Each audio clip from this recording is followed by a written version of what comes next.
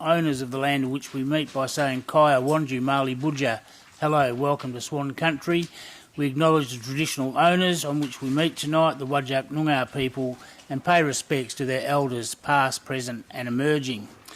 Item 2 is the disclaimer, and welcome to everyone in the public gallery, councillors, staff, any press that are here and people watching on the live stream. The disclaimer.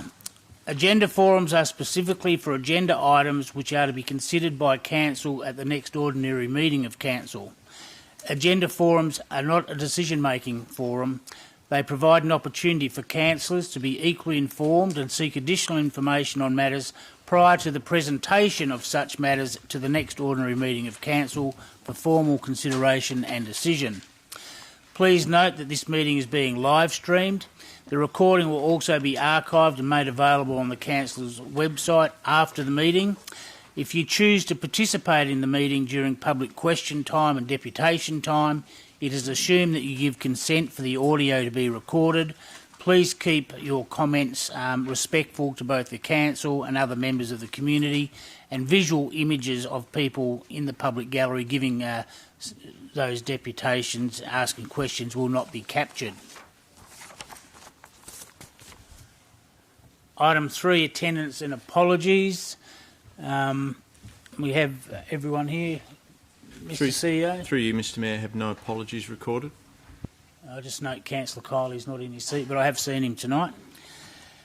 Item 4, declarations of financial and proximity interests or interests affecting impartiality. Do you have any, Mr. CEO? Through you, Mr. Mayor, we have 2. The first one is from Councillor Congerton. It's in relation to item 4.5 on the agenda, which is the Responsible Authority Report, Proposed Educational Establishment for lots 137 and 138, number 238 and 230 Henley Street, and lots 136 and 3235, number 26 and 34 Austrian Drive, Henley Brook, DA 604 of 21. It's an interest of impartiality, and the reason is the Burgess Group have acted in the past for one of my companies. Also have a declaration of interest from Councillor Bowman. It's in relation to item C3.6, and that's the appointment of Executive Manager, Place and Stakeholder Engagement. It's an impartiality interest, and the reason is at least 2 of the applicants are unknown to me. Thank you. Are there any more from the floor? Thank you. Councillor Howlett. Yes, I have a proximity declaration for item 4.8. I live next door to the owner of a neighbouring business. Thank you. If you can fill the form out and have it passed up, that'd be lovely. Item 5, public question time. Questions relating to reports contained in the agenda and questions of which due notice have been given there are nil. Item 5.2, questions without notice. Are there any questions from members in the public gallery relating to items contained in the agenda? Yes, if you can come to the podium. Push the speak button, announce your name and ask your question, please. Thank you, Mr. Mayor. John Considine, representing the Helena River Alliance. I have 3 questions with perhaps supplementaries to ask. The first concerns whether the council carries responsibilities for constructions carried out on its behalf or contracted for example, the Lloyd Street Bridge. Do the council policies and priorities, strategies apply to that particular item? So you're talking about the construction of the Lloyd Street Bridge? I am. Through you, Mr. CEO, to Mr. Coaten. And if you could just repeat your question, because I missed the first part. Thanks, okay, Mr. Considine. the question concerns whether or not council policies, strategies and priorities apply when the council contracts an item such as the Lloyd Street Bridge out to a third party. In this case, Main Roads Department and Greater Connect Alliance. Okay, I'll take that question on notice. Thanks, Mr. Considine. We'll have to do some research and get back to you in a written format. Okay, because in that case, I've given the councillors an extracts of each of the 7 council policies and strategies which are relevant to that item.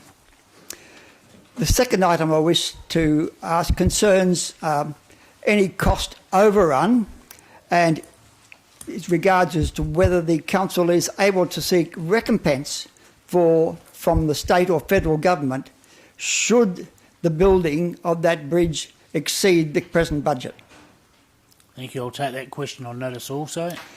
And the third question concerns your new reconciliation action plan, for which I commend the council. Does the council intend to include the local Whadjuk Noongar community in discussions regarding the construction of that bridge, which is on sacred site as far as that community is concerned, and that action would be consistent with the aims of your new reconciliation policy? Once again, I'll take it on notice, but in our discussion earlier today, I believe that the South West Aboriginal Land and Sea Council were the body consulted, and that consultation has been done by the consultant for Main Roads, but I'll take it on notice and I'll get back to you as well. Thank you, Mr Mayor. Thank you. Moving on to item 6, reports and motions which previous notice has been given, and 6.1, deputations. In accordance with the current procedures for public participation at agenda forums, all requests for in-person deputation submissions of the written deputations were required by 3 p.m. Tuesday the 9th of November. All written deputations received by 5 p.m. Tuesday the 9th were circulated with the preliminary agenda on Tuesday evening, and requests for in-person deputations and written deputations received after 5 p.m. Tuesday are identified in blue text in the running sheet, councillors, and this is the final version. So Part A, the first item is item 13.11, considerations of submissions for Amendment 132 to the Local Planning Scheme number 17 to modify the boundaries and scheme provisions of the Western Swamp Tortoise Special Use Zone number 6, LPS 17-132. It's on page 29 of the agendas, councillor. We have 7 deputations on this item. I'll just ask before I call the first person to the microphone, just respectfully request that if you've got something to say in your deputation but a previous speaker has already said what you wanted to say, to try and be time efficient, if you could just not repeat the same things over again. So the first person speaking is Miss Jan Bant, Chairperson, Friends of the Western Swamp Tortoise, against the proposal. Thank you, Miss Bant. You'll have 5 minutes once you start talking, and I'll try and tell you when you have 1 minute left. Thank you. Thank you. I'm here as a representative of the non-profit group, the Friends of the Western Swamp Tortoise, which has over 400 members, and we're all keen on trying to save this tortoise from extinction. It's a critically endangered tortoise. There are less than 50 of them in the wild, and they're all in the Ellenbrook Nature Reserve. So that's the only place in the world where there are wild tortoises. And if we fiddle around with their habitat, there is a possibility that they will go extinct. And I don't hesitate to use that word because they are really on the brink. This is the tortoise. This is an adult size model of the tortoise. It's a very small animal and it has particular sorts of criteria for its habitat. As many of you would know, in February 2021, the whole of the Ellenbrook Nature Reserve was decimated by fire. And here's just an example of what happened. It's burnt to ash. The problem is that the whole area now has no vegetation, which means that when the tortoise comes out of the swamps, after it's been eating in the swamps, it comes out and there's nowhere for it to hide from airborne predators. Now, we've been trying to do a lot of work, of course, to try and mediate this, but, you can't make trees grow any faster, so it's going to be a long job. The tortoise is in a very fragile state at the moment because because there is no habitat, it also means that the insects that normally would lay their eggs and populate the larvae of the swamp are not there. And we're a bit concerned that there won't be enough food for the tortoises as well. They only eat for the period of time when the water is in the swamp because they're carnivorous, and then they go underground. And if they go underground in a lighter state with not put on as much weight as they should have, they can actually desiccate underground and die. Another problem is the runoff that would probably come from subdividing the buffer zone. The hydrology of the area hasn't really been studied very well, but we do know that lots of the runoff into the area causes pollution into the Ellenbrook, which causes pollution into the Western Swamp Tortoise habitat. So what we're really asking is for, considering the state of the fire and the fact that this is going to be quite a few years before we can say that the habitat for this little creature is back to normal, we are asking that the subdivisions don't occur. And another point that one of the scientists asked me to make was that the EPP made their determination in, I think it was April 2020, and said that there was nothing more for them to do. Since then, in November 2020, a Western Swamp Tortoise that had been released in Twin Swamps Nature Reserve had managed to make its way along the buffer zone many, many kilometres to Ellenbrook, and it was recaptured at Ellenbrook. So the tortoises are trying to coalesce themselves into one group, and the scientists want to encourage this, of course, because of the genetic diversity that this would mean. Thank you. That this would mean. So instead of having one population in Ellenbrook and a totally different population in Twin Swamps, there is a possibility that they could join one another just because they want to, not because we make them. So in conclusion, I'd just like to say that we have done a lot of work. We've paid a lot of our donations towards monitoring the tortoises after the fire to make sure that they were all right. And we don't know so much about the tortoises. For instance, we don't know if they're going to lay eggs this year. If the conditions are bad, sometimes they don't. So it may be a couple of years before they even get back to breeding. And so it's a very critical and fragile time for the tortoise. And we'd like you to take that into consideration, please. Thank you for your deputation. Councillor, any questions? Councillor Bowman. Jan, how long has it been known that the area is the only habitat for the Western Swamp Tortoise? And since when has it been known that the Western Swamp Tortoise has been critically endangered? Do you know? Since it was rediscovered in 1953, and it's been known that it's been critically endangered since then, and to such an extent that the government have set up a captive breeding program at the Perth Zoo to get more hatchlings to release in the wild. And my next question is, with the recent bushfires, how much of the habitat was lost? I heard a figure of 92%. 95%. That's what DBCA, who are the land managers, have told us. Okay, thank you. Councillor Knight next. Hi, Jan. I just wondered if you had any idea of the numbers of the turtles over the years. Is there a trend of the numbers declining, or? Yes, there is a trend of the numbers declining.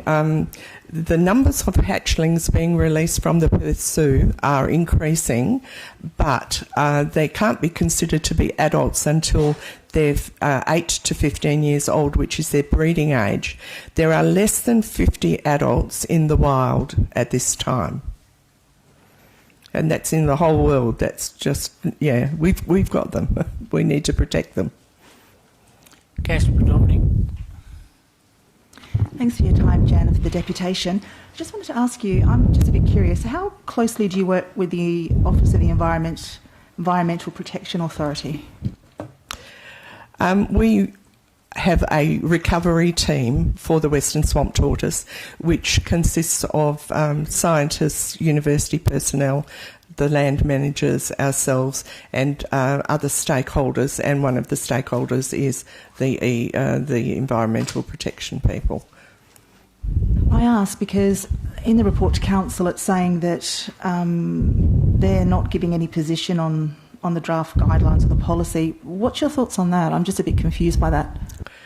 I was a bit upset when I heard that, but the situation has changed so much with the fire that I don't think that we can really pay much credence to that position anymore, because it's no longer a viable position. They've done all their research, they've done all their checks long before this fire decimated the area.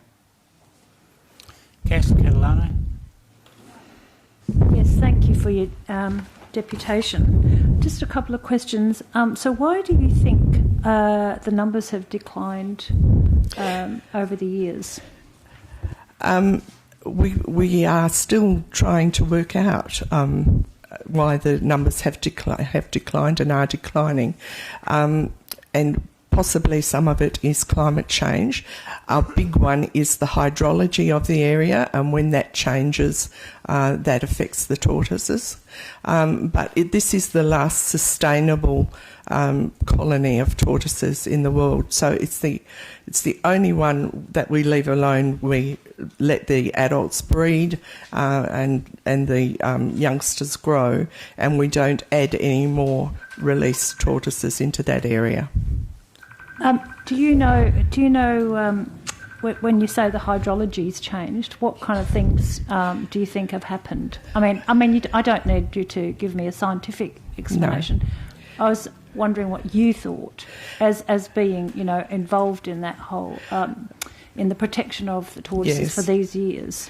Well, I think that one of the things is that every time there is a development, for instance, the Clementine estate, which is not, is neither here nor there now, but all the building on that estate is going to change the hydrology. And that one doesn't affect the tortoise too much because it drains away to the west and it's not actually draining into the Allenbrook Nature Reserve. But anything that will drain into the nature reserve will have an effect. And even things like landholders on a small hobby farm taking groundwater is going to affect the tortoise as well.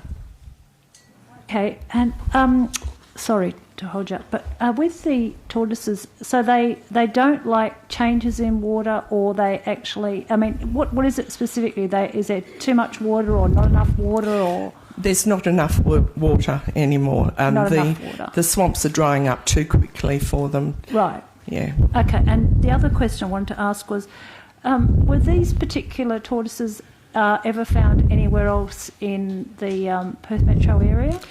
There is some historical records of them being found on Perth Airport land, but basically, no, in the Swan Valley is the only place they've been found. Okay, so they've disappeared from Perth Airport. Okay, yes. Great. Thank you very much for that, Jan. Councillor Howlett. Thank you for your deputation. You talked about a breeding program at Perth Zoo that releases them into the wild. Could you tell me where they're released, please? Is it to Turtle Swamp? They're released into Twin Swamps Nature Reserve, not into Allenbrook Nature Reserve. Yep. Councillor Knight. Sorry, just one last question. The captive breeding program, forgive me, I haven't researched this, but how successful is that? Do you know? It's very successful. They usually get about 40 to 50 hatchlings a year. They grow them on for 3 years until they're big enough to release, and then we release them into Twin Swamps Nature Reserve, sometimes Moore River, and we're just doing a big trial down south near Walpole.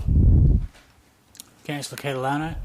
Yes, that was actually what I was going to ask you. So are these tortoises able to survive anywhere else? But you're just in an experimental stage with that from Yes, what you just absolutely. said. We're in a trial phase to see whether they can exist down south. The only other place that we've got them is a small insurance colony of 8 adults at Adelaide Zoo, just to make sure that if anything goes wrong with the population at Perth Zoo, there's somewhere to start breeding them again. Oh, I meant in the wild, not... Oh no, in the wild, yeah. Well, we've got.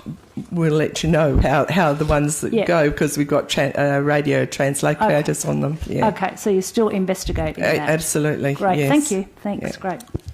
Thank you for your deputation. I now call on the next speaker, Mrs. Leanne Fried, President of the Upper Swan District Ratepayers and Residents Association. Is Leanne here? Good, thank you. You'll have 5 minutes and I'll try and tell you when you've got 1 minute left to go. Thank you. Good evening and thanks for the opportunity to talk. Whilst our association respects the rights of landowners in our area to submit development application and amendments, in the case of this proposed LPS 17 Scheme Amendment 132, a complex amendment, we would like to state our objection. And we object mainly because the scheme amendment preempts reviews of the Western Swamp Tortoise Habitat Policy 2011 and the Western Swamp Tortoise Recovery Plan. On the 12th of February 2020, the Minister for the Environment directed the Environmental Protection Authority to defer the completion of the review of the Environmental Protection Western Swamp Tortoise Habitat Policy 2011 until the science informing the review of the Western Swamp Tortoise Recovery Plan is made available. The EPA has advised the City of Swan, the 14th of October 2021, a revised draft EPP will be submitted to the Minister for Environment by the 30th of November 2022 for consideration.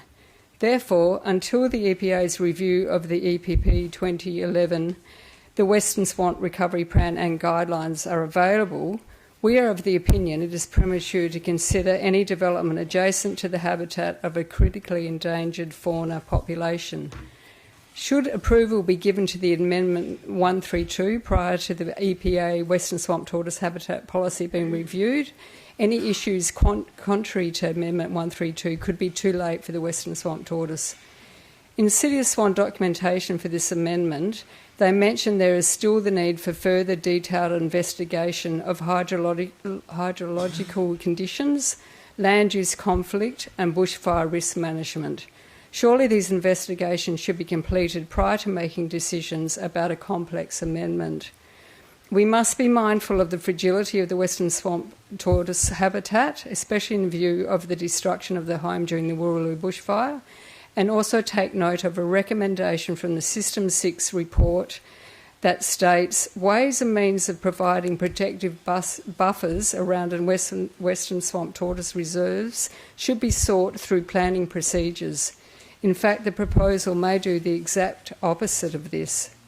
We must also remember that the Western Swamp Tortoise is one of the most endangered tortoises on Earth and one of Australia's most endangered species. We do not want the extinction of the tortoise on our watch, and nor should the City of Swan. We rely on the City of Swan to protect our natural ecosystems, particularly those that are rare and endangered. And any threats to the Western Swamp Tortoise need to be made with the best information available. Therefore, we consider that no decision should be made until the review of the EPP is complete. More and more of the rural land in Upper Swan is being subsumed by development, and more native vegetation and ecosystems are destroyed by development. At all levels of government, we hear how we must be greener, yet developments are browning the landscape. We therefore urge you not to support the amendment in its current form before the reviewed EPP, Western Swamp Tortoise Recovery Plan and guidelines are available. Thank you. Thank you. Any questions, councillors? Being no questions, I thank you for your deputation and call upon the next speaker, Mr. Richard Janes from the North Swan Land Conservation District Committee. Thank you, Mr. Janes. You have 5 minutes and I'll try and tell you when you have 1 minute left. Thank you. Thank you, Mr Mayor, Deputy Mayor, Councillors, CEO and City of Swan staff. Richard James, the Chairperson of the North Swan Land Conservation District Committee. Land Conservation District Committees are statutory committees appointed by the Commissioner of Soil and Land Conservation in Western Australia to administer land conservation districts in accordance with an order proclaimed by the Governor. Our main function is to promote sustainable land management. We object to this proposal because we do not consider that it promotes sustainable land management. From a fact sheet produced by the Perth Zoo, the Western Swamp Tortoise was feared extinct for over 100 years. By chance, they were rediscovered in 1953 and found to still live in 2 small habitats in the Swan Valley. The Western Swamp Tortoise is the most endangered Australian reptile. With limited numbers and habitat remaining, they are very vulnerable to any changes, including land clearing for housing, agriculture, use of pesticides and fertilisers, and fire. I am sure the Perth Zoo have experts who are qualified to make such a statement. Likewise, I am sure the Department of Biodiversity, Conservation and Attractions also have experts who are extremely well qualified to voice concerns regarding this proposal. From their submission, and I urge all of you to read their comments, they state, there is an unknown impact on the Western Swamp Tortoise and its habitat. Limited information has been provided to assess the potential impacts of the proposed scheme amendment and the impact that additional smaller lots and increased population will have on the Western Swamp Tortoise and the environmental and biodiversity values of their habitats within the reserves, which are sensitive to changes in water quality and quantity. DBCA requests that the following needs to be provided for assessment. Hydrological studies should demonstrate that impacts from the proposal onto the hydrology of the Western Swamp Tortoise habitats and the Ellenbrook catchment can be avoided or mitigated. These studies are necessary to enable an assessment of the potential impacts of the proposed land use intensification on the hydrology of the Western Swamp Tortoise, an understanding of the surface and groundwater system within the critical surface water catchment to the reserves and the broader catchment area is required. Reducing the minimum lot size from 8 to 2 hectares and the associated population growth has the potential to impact the habitat quality of the Ellenbrook and Twin Swamps nature reserves through altering the quality and quantity of water reaching the reserves and threaten the viability of the self-sustaining Western Swamp Tortoise population within these reserves. Given that the existing lot sizes range from 6 to 128 hectares in the proposed area as Precinct 2, approval of the amendment is likely to result in a substantial increase in the number of rural residential style lots in the area. Increased human population pressures can result in increased frequency of fire, weeds and domestic animals and cause further degradation of the groundwater and surface water catchment from fertilisers, pesticides, on-site sewage disposal systems and increased groundwater removal. DBCA is not aware of a district water management strategy being prepared for this area, and it is considered that hydrological studies should be undertaken prior to the approval of the amendment so that the impact of additional smaller lots and increased population will have on the water quality of the Ellenbrook.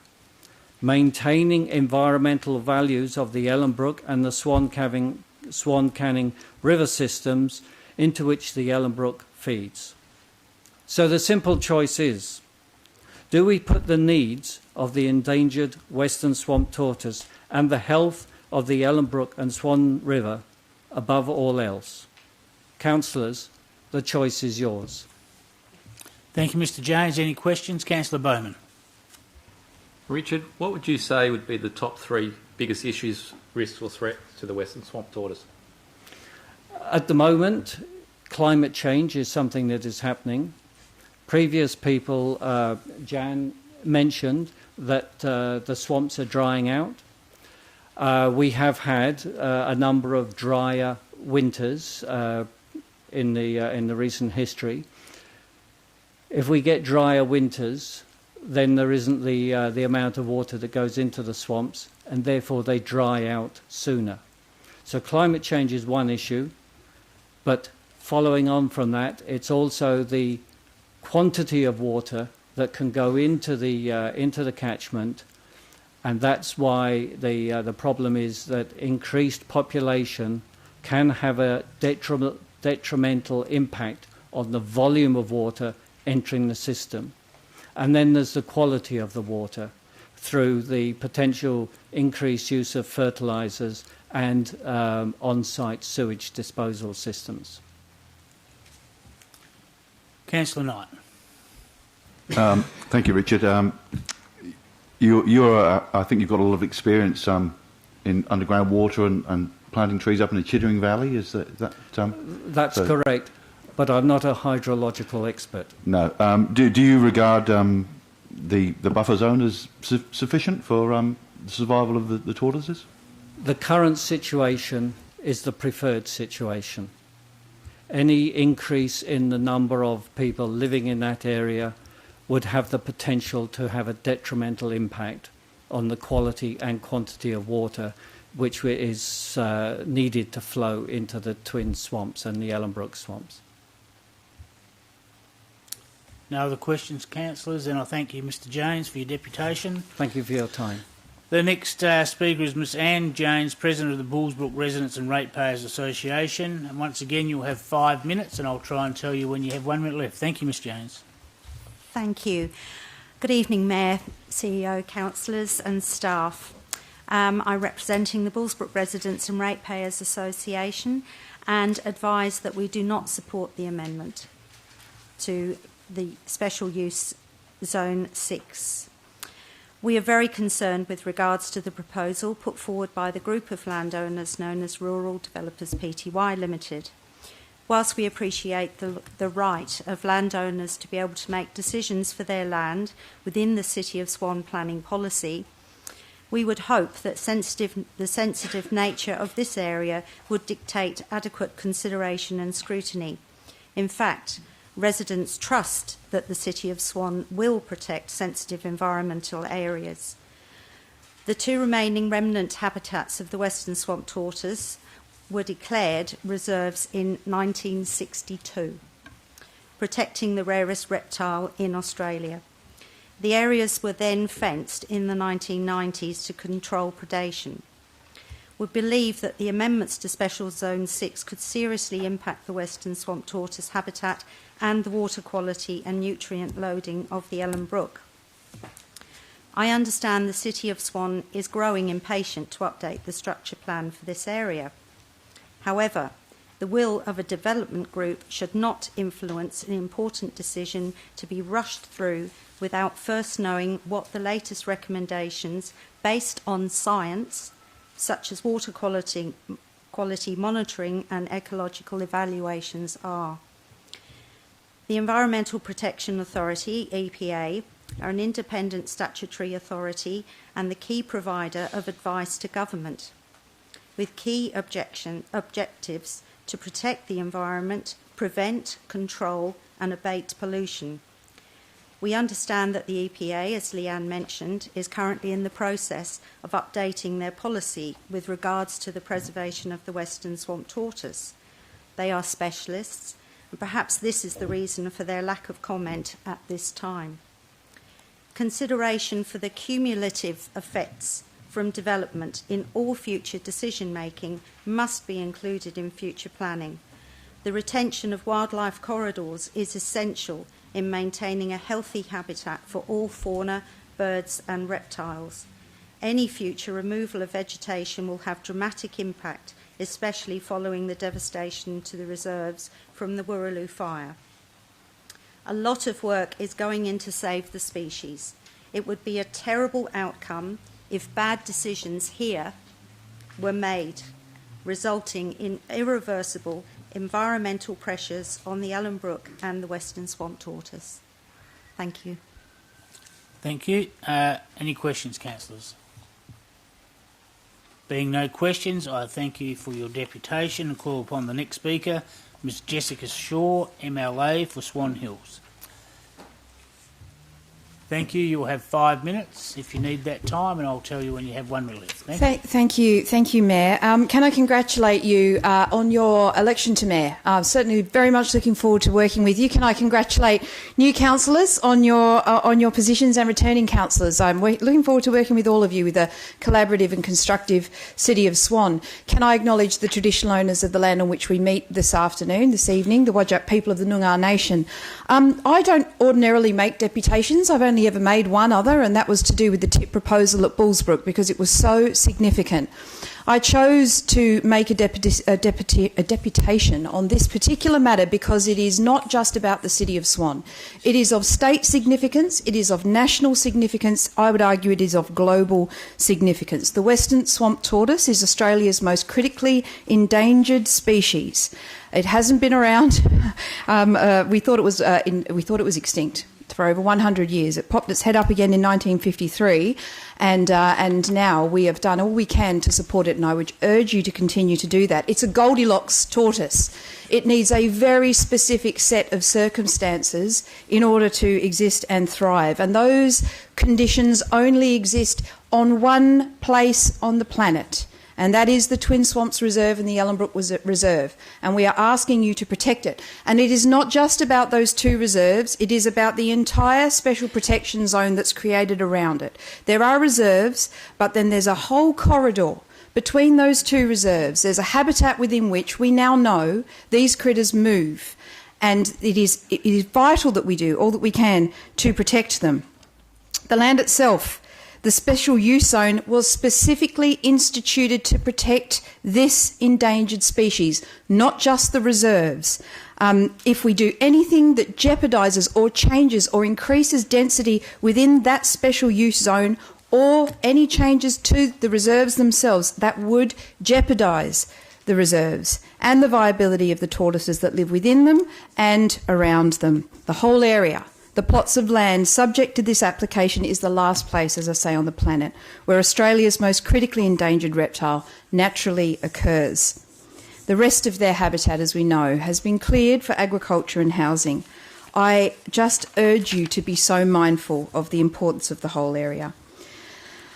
I will very briefly touch on the existing environmental protections. I have engaged with the state government to understand the framework that's been put in place to protect the area, and as others have noted, the area the protections are contained in the EPA's Environmental Protection Policy, which was instituted in 2011, and its guidance statement. They're like a ready reference guide on the EPA's general position about applications with respect to this area, and the expectation is that decisions should be taken consistent with the provisions of these documents, which is again perhaps a reason why the EPA chose not to comment, because its position on this place is already out there. From the Guidance Statement 7, I'll quote from that document: development or land use changes that may reduce the quantity of water reaching the swamps will be detrimental to the survival of young tortoises and breeding adults. If the intensity of development around the reserve increases, this could lead to reductions in water quality within the seasonal wetlands of the habitat area, potentially threatening the viability of the wild population of the Western Swamp Tortoise. The EPA expects proponents to take all reasonable and practicable measures to protect the environment and to view the requirements of this guidance as representing the minimum necessary process required to achieve an appropriate level of environmental protection. The EPA's advice that this proposal is not accessible is supplied on the understanding that decisions will be made that do not contravene the guidance contained in these statements. The document clearly does not, on my reading, support increased density in the area if water could be affected, and the document clearly states that its standards are the minimum. Yeah, 1 minute left, thank you. Thank you, Councillor. In this instance, the development clearly anticipates substantially increased density. Others have spoken about the impacts of the Wooroloo fires. Others have also mentioned that the EPA intends to do a review of the 2011 policy. The science has moved on in the 10 intervening years. The science has moved on. We understand hydrology better. We understand climate change better. We have to understand what the impacts of the Wooroloo bushfires are better. We have to understand the animal behaviours which we know so much more about, but only recently. Breaking news, councillors, breaking news. You have the opportunity to take a leadership position on this. You have the opportunity to save our most critically endangered species. I would strongly urge you, if the science says that the density can increase, so be it, but wait for the science. Let the science inform your decision, and I'd urge you to defer it. I just want to also congratulate the Friends of the Western Swamp Tortoise for their incredible work. It really is quite remarkable. The tortoise is our mascot for our local scout troop. It's painted on our local shopping centre. It is emblematic of the way that we can have sustainable development and we can also protect critically endangered species, but only so long as we respect the special use zone that's been created and the need to preserve the Twin Swamps and Ellenbrook reserves. Don't ram this through. Thank you. Any questions, councillors? Sorry, you got a question? Sorry. Councillor Catalano. Yeah, thank you for that. So specifically, the change from 8 hectares to 2 hectare lots is what is at stake. Is that the issue? The rezoning is about that. Is that what you've identified? My view is that in 2011, an environmental protection policy was established based on the density as at the time it existed, which is pretty much the density that exists now. The changes propose an increase in that density. So I would argue that anything that changes what existed when the first EPP was put in place is not acceptable. And I would bet parts of my anatomy that when the EPP is subsequently reviewed, now that we understand animal behaviour a little more, now we understand fire more, hydrology and climate change, that they would be highly unlikely to approve any increase in density whatsoever, councillor. And that includes reducing lot sizes from 8 hectares down to 2. I wouldn't want to see any reduction of any lot sizes whatsoever. Thank you. Councillor Knight. Thanks, Jessica. Not really a question, but you've asked the council to take leadership on this issue. I would ask you and the Labor government to take leadership on climate change, which is the elephant in the room here. Absolutely. And congratulations on your election. It's great to see a councillor on board that believes the science of climate change, because I know there are some on council that don't. And congratulations on your leadership position. We've got a heavy schedule tonight, so I'm going to call it there and call the next speaker to the podium. Thank you, Mayor. Thank you for your deputation. I'll call Miss Jackie Elzevich in support of the proposal. Thank you. If you make your way to the podium, once you start speaking, you'll have 5 minutes, and I'll try and give you a minute when you have a minute left. Thank you. Good evening, Mr Mayor and councillors. Thank you for the opportunity to speak to you regarding our support for proposed Amendment 132. My name is Jackie Elzevich. I'm a 4th generation Swan Valley resident. I've just turned 18 and am soon to be a voter. As a fun fact, in the last 28 years, I'm the 3rd generation of my family who has made representations to the Shire of Swan regarding our property on Railway Parade, Upper Swan, and its inclusion in the buffer zone of the Western Swamp Tortoise Environmental Protection Policy Area, or EPP. My dad and grandparents purchased our Railway Parade properties in 1993 as a share farm to grow market garden crops. They bought the land, erected a packing shed and put down a water bore. But with the enactment of the WST Environmental Protection Policy in 1995, the reasonable use of our land was effectively stolen for the Swamp Tortoise Buffer Zone. I say stolen because that's the term that fits. The dictionary defines theft as appropriates property belonging to another with the intention of permanently depriving the other of it. And without being too melodramatic, that's what has happened and continues to happen with properties in the Western Swamp Tortoise Buffer, as we lost reasonable use of our property without any meaningful consultation, discussion, and certainly no form of compensation. The restrictions placed on our land by the EPP, including No horses, sheep or cattle, no residential buildings or market gardens, cropping or fertilising, severely limit land uses, and have also prevented the possibility of subdivision. Landowners had and currently still have no clear path for possibilities to use their properties. This has impacted the land's value, making it almost unsaleable. Who would buy a 100-acre general rural property that you can't actually do anything with? Even in my 18 years, my family has paid out tens of thousands of dollars in rates and land taxes, a huge cost, without adding up the losses due to tied up capital and the family stress caused by not being able to move forward in other purposes of our property. Thus, the land which was initially bought as an intended investment has quickly become a liability. We are on the outer edge of the buffer zone, and immediately adjoining us are other similar-sized and comparable properties who are not in the EPP. Our properties are worth only little more than half of what our neighbour properties are. This is reflected in the current market and being confirmed by the Valuer General WA through their land tax assessment. The EPP has affected the lives of every family in the area in some way. For some, it's just the loss of value of their property. For others, such as my dad and grandfather, it meant the end of an agricultural career, a forced change in lifestyle, and an inability to plan and move forward with what they had hoped was an investment in both their futures and their families. And I would guess that every one of the 70-plus families affected by the EPP would have a similar story to tell you. When my grandfather talks about our property in the Swamp Tortoise Buffer, he generally gets so wound up that he starts speaking in Slav, and you have to remove glasses and other small objects off the table because his hands get going. I won't repeat what he says, you might blush. I do believe, however, it is everyone's absolute responsibility to protect and care for the environment and endangered species regardless of cost or inconvenience. However, the responsibility and cost must belong to everyone. In the case of the Western Swamp Tortoise, the cost is being borne by just a few, which are the landowners. Proposed Amendment 132, if enacted, may allow families such as mine to realise some value back from our properties. I understand that Council may be hesitant to make a decision that could possibly have a detrimental effect on an endangered animal such as the Western Swamp Tortoise. However, I trust that when the amendment is proposed to the Environmental Protection Authority, they will make conservative and safe decisions to look after the tortoise above all other considerations. At the end of the day, if the EPA feel that the amendment is a threat to the tortoise, they will not allow it to proceed. However, the proposed amendment may allow families, including mine, to realise some value from their properties affected by the buffer zone. You have 1 minute left, thank you. Thank you. The ability to subdivide, allowed by the proposed amendment, could be a big part of this in today's property market and demand for small acreage blocks.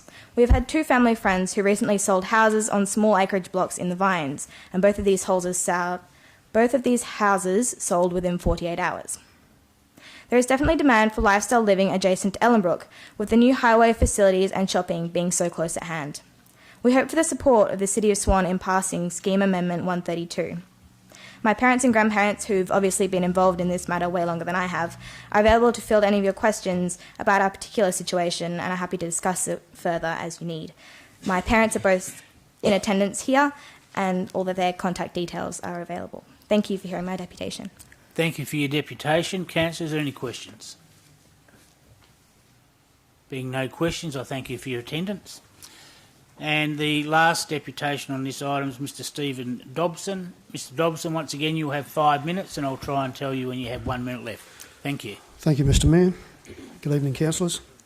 I'm really here just to answer any questions that you may have tonight. Obviously, there's been a few deputations and you may have a few questions that you might like to fire to me.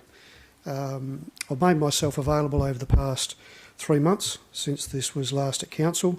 I've had a number of issues that I've tried to resolve, but if there is anything which is still out there, I'd like the opportunity this week to catch up with you and put those matters to rest. In my written deputation, I've had requested that it's important that you acknowledge that this is a compromised solution for the area. It's not to say that it's the best, but given that they have more than just 2 habitats for the tortoise, alongside the Upper Swan, Ellenbrook, there's the Twin Swamps, of course, both are in this area, but there is an additional another 2. There's Moore River, Magumba, and I believe there's also Byford, which is a growing area for the Western Swamp Tortoise from the Perth Zoo, and of course there's the Doncaster National Park down south, where I understand that trials have been underway for the past few years, and the recovery rates are proving very, very good. As we've touched on tonight, the drying climate is the predominant factor which is drying out the habitats. Twin swamps particularly, that's seeing a bore water being put into that reserve. It's more of a refuge pond than a swamp now. They've been topping that up over the years. They've lined it with plastic just to try and keep water in that habitat.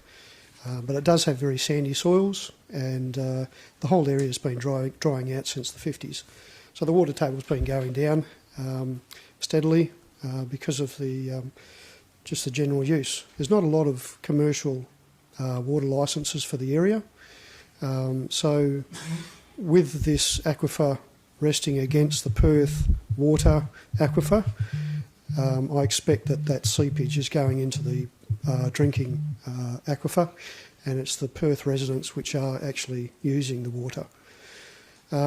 So it is what it is. Now we've got a drying climate, and there's a lot of predation going on, a lot of natural predation. There's a lot of crows, eagles, and monitor lizards in the area, all of which are surviving, I think, on tortoise eggs.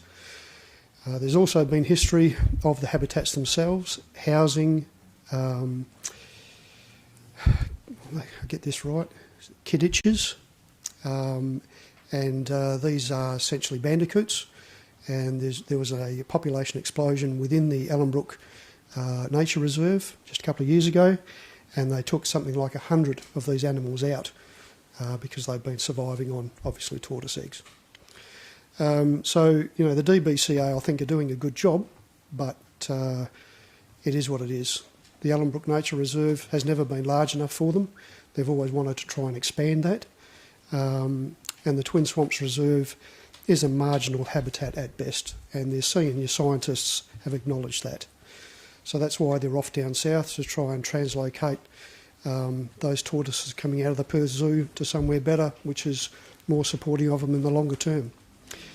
But this amendment hasn't been drafted in the last 6 months. It's been in process for 10 years. It's been at this council for over 6 years. You have 1 minute left, thank you. And it's been at this council table here for over a year. So there's nothing short-term about it. We've consulted with all of the departments, local, state, EPA, DBCA, Department of Water, and this is the compromise solution that we've all come up with. So it's the best fit for everyone, and we believe that there are a lot of environmental benefits which we can put in play once the structure plan is completed. We touched on vegetation and fire, and those two elements will be addressed in the structure plan.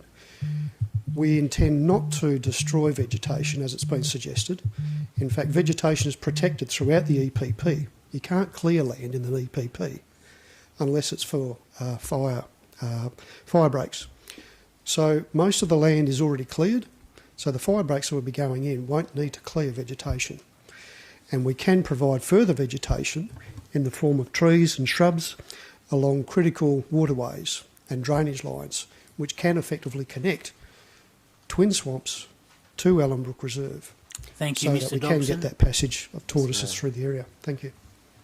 You have a question, Councillor? How much have you got to go, Mr. Dobson? Oh, I think that'll do. That's it. Questions? Councillor Catalano first. Yeah, thank you. I'm just curious to know why it wouldn't be a better thing for council to just wait until the review of the environmental protection policy isn't brought out at the end of next year with all of the science that's contained in that, that might actually assist landowners and conservationists and the council better make up its mind. So I suppose my question is, Why are we hurrying this, and why are we being urged to hurry this now? Well, from a landowner's perspective, people are fed up. Flat chat, all right? They are fed up with indecisive decision making, passing the buck between local government and state government. Sick to death of it. We're the ones being impacted out there, and we're just tired of it. So, you know, this has been This has been on the go for 10 years, Councillor. It's been with the city for over 6 years. So it's nothing short term. There's nothing hurried about it. And it's been at this council table here for over a year. So with the EPA, my discussions with the EPA have been around, they were at the table, the consultation table, back in 2013, 2012. They came out with the recommendations in 2013. I passed to you yesterday some correspondence from the Environment Minister and the EPA saying that they don't feel that they need to undertake a formal environmental assessment of the area, given what they know. The Environment Minister supports the recommendations. So if there was something in the background, why wouldn't have they said that then? And if I might finish, I asked them when I last spoke to their senior management about the fact that the EPP hasn't been revised. This was a couple of years ago. And I said, well, you know, is that going to come out soon? And they said, well, maybe, we're not sure yet. What we'll probably do is attach the scheme amendment to the back of the EPP as an appendices. I think you've answered the question thoroughly. I did actually have a further question, though. Further question, Councillor Catalano? Yes, thank Please you for continue. that. But the thing about the review, when it comes out next year, is it actually may assist property owners. And surely that's a good reason for property owners to actually wait for that review to come out, just as it would assist us in council in making the decision as well. I think the review itself, they're supposed to do it every 8 years, and it's just a timing issue. They are frustrated, just as we are, that this amendment hasn't gotten through. And, you know, I think you're trying to find something that's not there. I think if you were to point some very direct questions at the EPA, they would probably answer them in a direct fashion. But the questions which have been posed to them in the past by city staff have been very generalised, and they haven't specifically answered anything other than our position hasn't changed. And it hasn't changed. It's been consistent all this time. You know, you're trying to find something that's not there. Thank you. Councillor Bowman, you had questions? Any other questions, councillors? Councillor Kiley? Yes. Any other councillors' questions to Mr Dobson? Councillor Henderson. Thank you, Mr Dobson. The question I've got is that the long-term water supply to the area, mostly fed from the Gnangara Water Mound, which goes as far as Gingin. That's correct. We've seen some 4 to 6 metres of that water level pumped down per urban consumption. Have you got any history or details of how much the water levels have dropped over the years, and if there's any indication that the pumping of the water mound has had an impact on that? There have been some studies. CSIRO did a study on behalf of the state environmental agencies back in the 90s, I think it was. I haven't seen the detail of that. There were also some done by Coffee as part of the Tonkin Highway extension, because some people were concerned about the potential impact to the EPP area and the tortoises. What I've seen from the bore readings over the decades, that it is available on the Department of Water website. You're welcome to check this for yourself. There's typically been on average around a half a metre drop of water through our area over the past 3 decades or so. It's not a lot, but it's going down. The trend is going down. It's not going up. So that's what they're most concerned about, is the trend. This last year it's been very wet out there. So it's ebbs and flows, but typically it's the trend that they're worried about. Any other questions, councillors? Thank you, Mr Dobson. Councillor Kiley had a question for staff. Thank you, Mayor, through yourself. I'd like to ask staff whether it is incumbent upon the city to modify the boundaries and the scheme boundaries for the Western Swamp Tortoise, or Special Use Zone number 6, or is that something the WAPC could impose upon the council? Mr Russell. Thank you, Mr Mayor. I'd like to do this question from justice, so forgive me. I'd like to provide a thorough explanation to the council. Let me start by saying I feel sorry for the councillors here, and I'll tell you why I feel sorry. As Mr Dobson has alluded, for over 20 years, the Environmental Protection Agency has been seeking, in a very worthwhile fashion, to impose or implement protection measures for the swamp tortoise habitat. It is sought to elevate policy and guidance into law. And one of the strongest laws that govern land use planning through the planning system is local planning schemes, including our local planning scheme here. Councillors, you've heard me speak to you about the history of the swamp tortoise habitat and the predecessor amendment to this proposed amendment.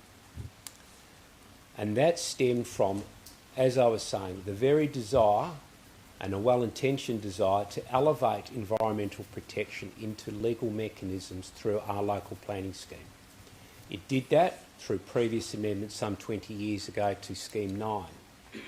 It's recognised that the area of this special use zone does not correspond with the area of the environmental protection policy, the geographical area that that instrument seeks to apply on the ground in terms of land use controls to give maximum effect to the western swamp tortoise habitats. A means of doing that is to have an amendment to our planning scheme, as was done more than 20 years ago to Scheme 9, to enshrine and expand this special use zone. This is, as Mr Dobson has correctly stated, a compromise arrangement between the Environmental Protection Authority wanting to enshrine its policy instruments into law, but at the same time recognising it's a give and take arrangement that the landowners, who will be having to forfeit certain existing rights that they have for their land under the current scheme, they'll be giving those up. So the EPA has indicated, and it's been a long time frame, there was a working group that was started virtually 10 years ago. And it was a working group between the EPA, Department of Planning staff, city staff and the landowner group, Mr Dobson included. That took years to thrash out what would be a suitable mechanism or instrument in terms of a scheme amendment. It was tabled here in October 2018. It wasn't given consent to advertise because the EPA required more change, and it was represented to this council in 19. It wasn't granted consent by the EPA, which under the law in Western Australia, if you have a scheme amendment, every scheme amendment has to be assessed by that agency under the provisions of the Environmental Protection Act, written into the provisions of the Planning and Development Act. So when they finally gave consent to advertise it in the fit form in July 2020, it went through. Then it's come to where we are. Now the simple fact is this, and this is the same as it was more than 20 years ago. If there is a review being done of the guidelines for the Western Swamp Tortoise, and that agency and the relevant minister has the view that this amendment as proposed, as it's finalised by this council in whatever way, is not satisfactory in line with those guidelines, then that minister will have a chat with the planning minister, as occurred 20 years ago when the then Environment Minister had a chat to the then Planning Minister. And they, exercising their ministerial authority, which is the only authority that grants consent to these amendments to local planning schemes, if those ministers consider that it is prudent to hold off on this amendment being determined, then they will do so, I'm sure. And if that means awaiting the outcome of this guidelines review, then that may well happen. But the fact is also this: you're not in a position, I'm afraid, to be able to anticipate or evaluate what the experts at the EPA will decide to do, and will decide as to whether or not, in line with that thinking, the current amendment is satisfactory. And if it's not, rest assured the Environment Minister will have a chat to the Planning Minister, and they amongst themselves will ensure that the final form of this amendment is consistent with those instruments. It is not a power that you have as councillors. And in addition to that, it is not a capacity either, us being not environmental experts, that we can possibly bring to the table on this amendment.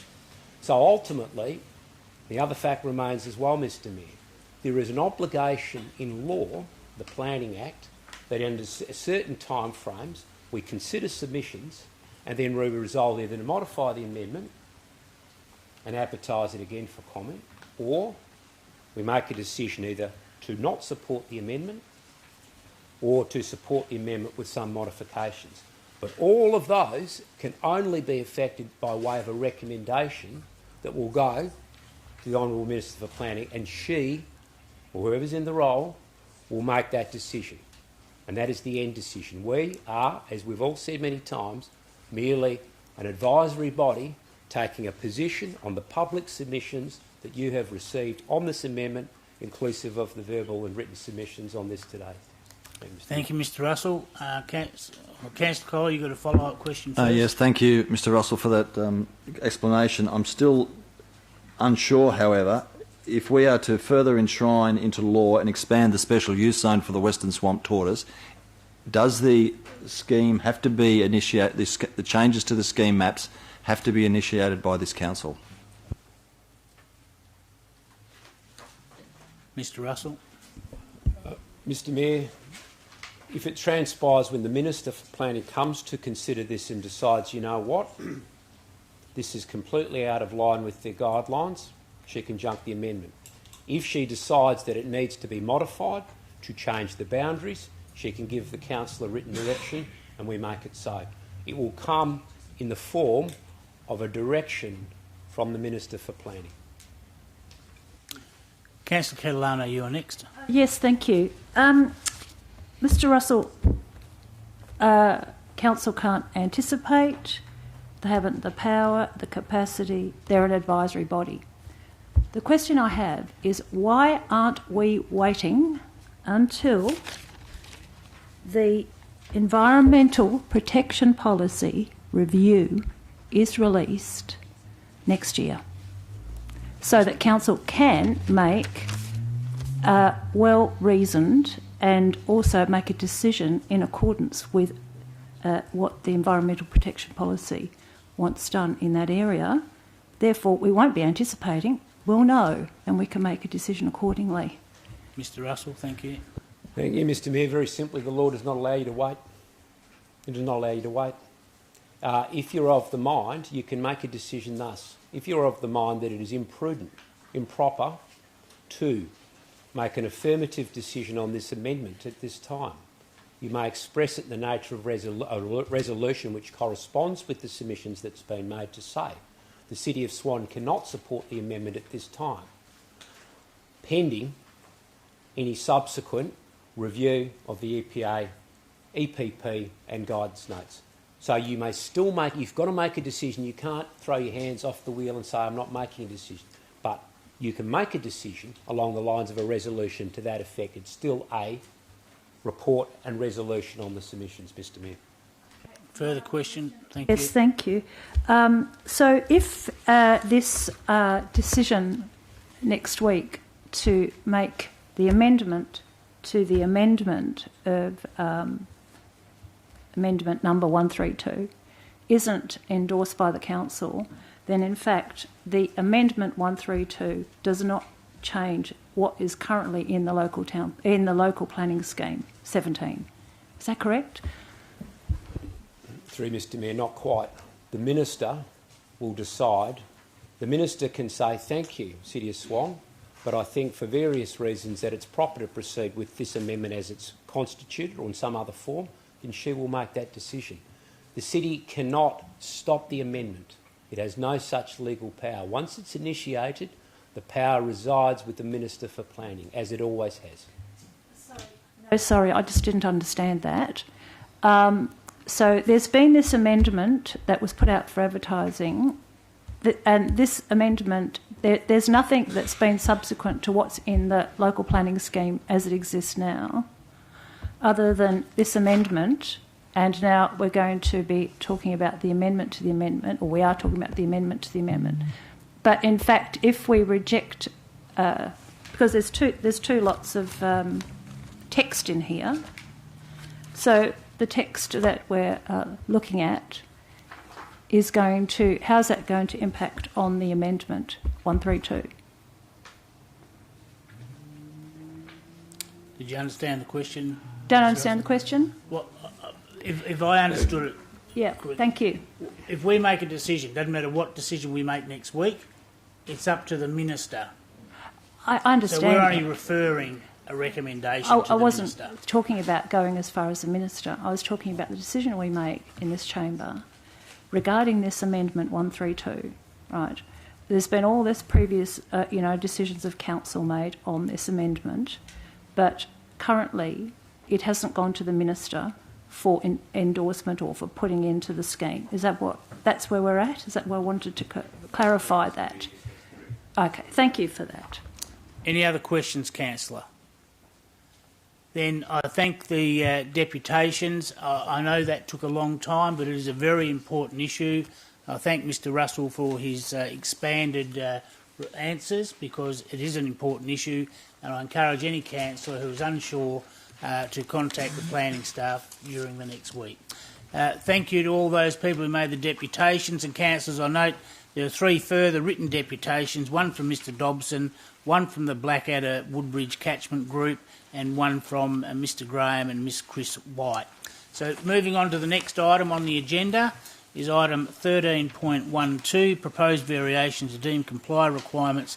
It's a shed in Peachy Road, Jane Brook. It's on page 107, and there are 2 written deputations for your information. Thank you, councillors. There's no in-persons. That takes us to part B of the agenda.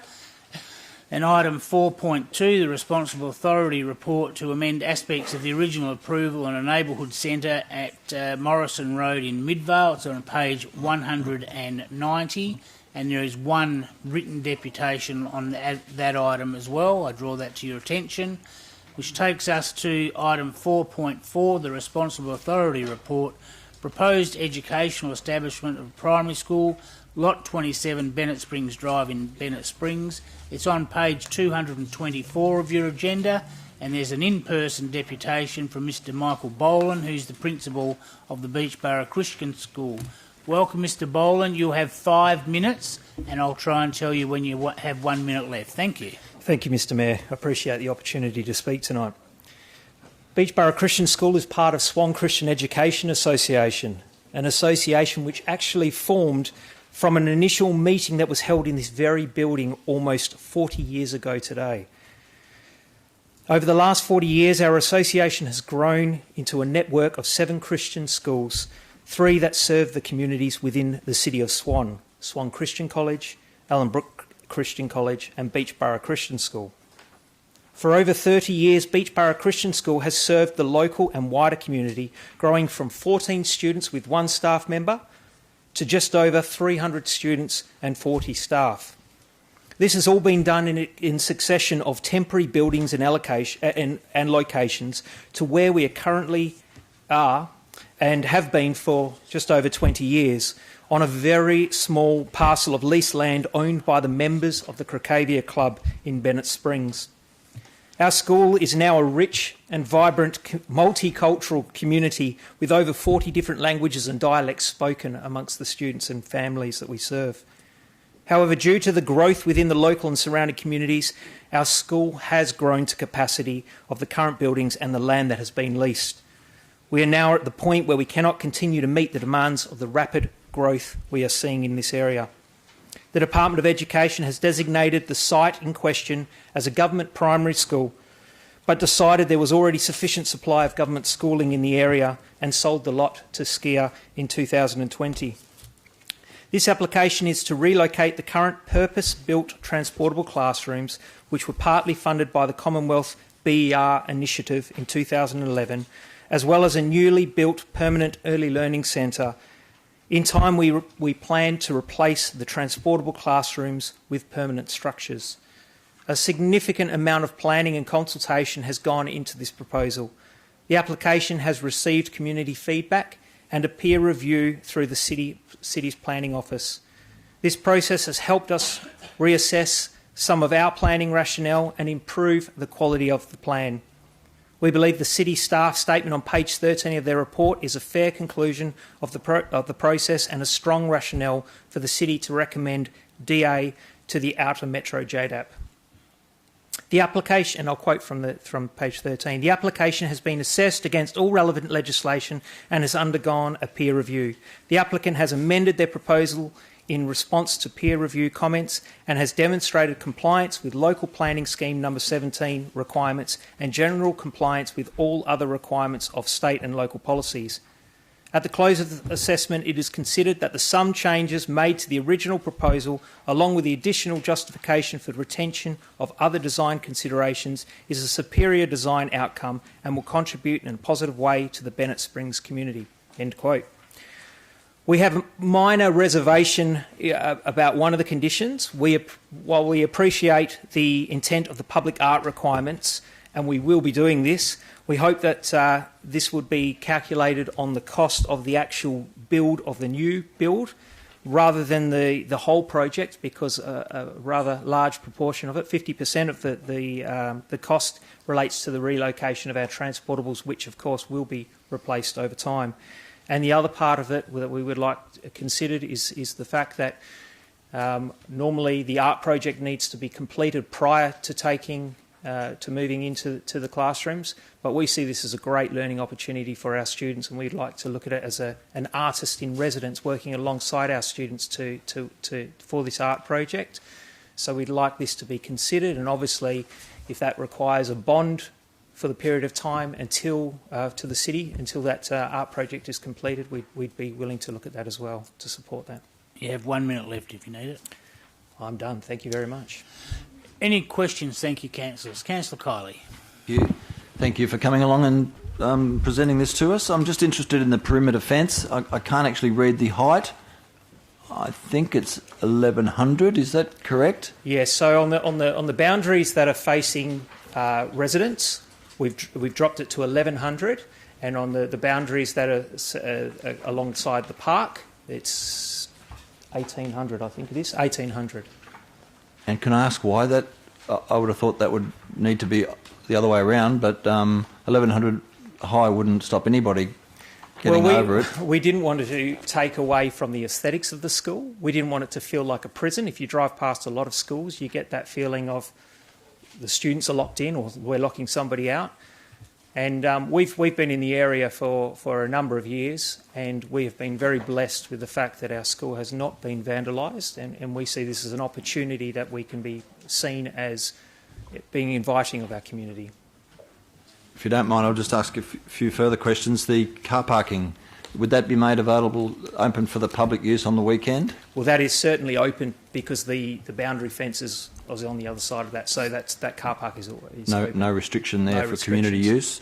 The area to the south, what's the future intended use for that? It's quite a significant amount of land, and I assume you've secured that land for future use as well? Absolutely. So the idea is, as we replace the transportables with classrooms, it just gives us an opportunity to rethink the layout as we go and make changes as required. Because as you'll be aware, there's many things that come up in education. What's the latest and greatest? Well, that's a STEM room. So just giving us the opportunity to build as education constantly moves. I've probably got a few. The more I look into it, the more questions I have. The integration with the existing oval there, you're looking to have a 1.8 metre fence between the oval and school. That's correct, with a gate. Right, and will you be making use of that oval as a part of the school? We're in conversations at the moment with the city to see if we can have a shared use arrangement. Right. And that's in discussion at the moment. And that leads me to the next question.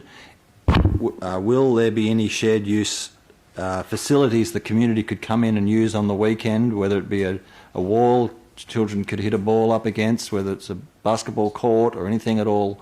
Because I'd certainly like to promote that for the broader area. Yes, well, certainly something that we can discuss. Absolutely. And we've, as part of Swan Christian Education Association, we've other groups can organise and request to use our facilities after hours, and that's something that's at the discretion of the principal. And so, through you, Mayor, other drop-off points around the school. I know when parents are busy and they want to quickly drop off their children, they're not inclined to go into a car park, find a space. They're more inclined to pull up on the verge. Is there any provision for that around the school where there's quick drop-off points?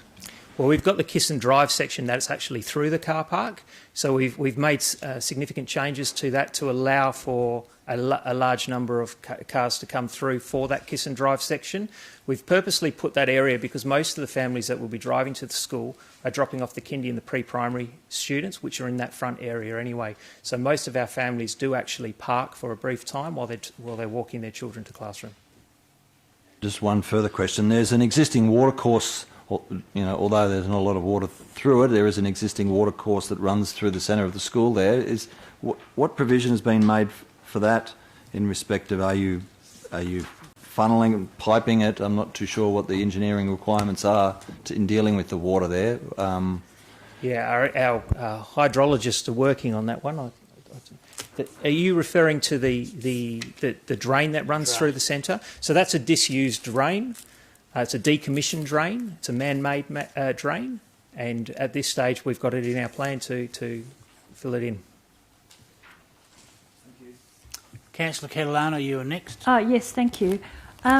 So I had similar questions to Councillor Kiley, just in respect of the shared facilities, only because in other areas there's facilities in the school that the community really does want to use, and we were talking about basketball courts, but in time, if you were to get these, it'd be really great if they could be located next to the oval with access for the community to use on the weekends, because we have this problem in Caversham where the community can't access the basketball courts, which are supposed to be shared. So that's something. And, as you kind of design your school, I know that's something that the community would be really in favour of, and that's the kind of thing that makes the school great citizens or kind of community citizens. But I want to also ask you, how are you going to maintain that empty section at the bottom there in the south that Councillor Kiley talked about? I mean, do you know how you're going to maintain that while you're sort of planning to put your school there? We'd obviously maintain the fire breaks and slash it as required. We've just had the whole block slashed and the fire breaks sorted. We had one of the local residents contacted us and asked when we were going to do that, so we got onto it straight away. So, one other question. I noticed that there's the most amazing, beautiful Eucalyptus rudis. That's that tree that's along Crystal Turn, and it would be fantastic if that could be retained. And if you've got plans to retain that, I think that would be... Yeah, that's right. Well, the car park actually has been designed around that tree. Fantastic, and I think that's that to be congratulated for doing so. Thank you for that. Sorry, Councillor Knight was first. Thanks, Mayor. I was just going through this, following on from Councillor Catalano, some of the trees that are being removed, and the car park, you've got an oversupply of car parking bays. Yeah, so the comment was that we were permitted to have 19 car bays, one per classroom. which is based on a Department of Education requirement. We're a private school. We don't have a catchment area, so we have students that come far and wide to our school. So we have a far greater number of families who are actually travelling by car to drop their children off at school. We have some from Kingsley. So we don't have a catchment area, and the 19 car bays that Department of Education sort of make as a recommendation, that's based on the fact that they've got a catchment area and the children are either walking or riding to school. We've also amended our plans to increase the number of trees that we have planted in the car park. I believe it was 1 tree per 3 car bays was what was recommended to us by the planner. So that's what we've increased that to.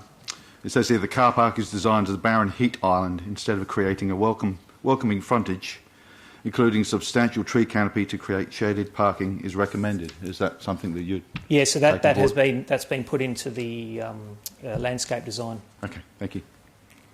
Councillor Coley had a further question. Thank you, Mayor. Through you, I was just interested if the independent schools are subject to the community use of school facilities policy version 2 on other versions, I would imagine. I think effective date 3rd of December 2020. I would imagine it's for state schools primarily, but does it apply to independent schools as well? That's a great question, if I can defer.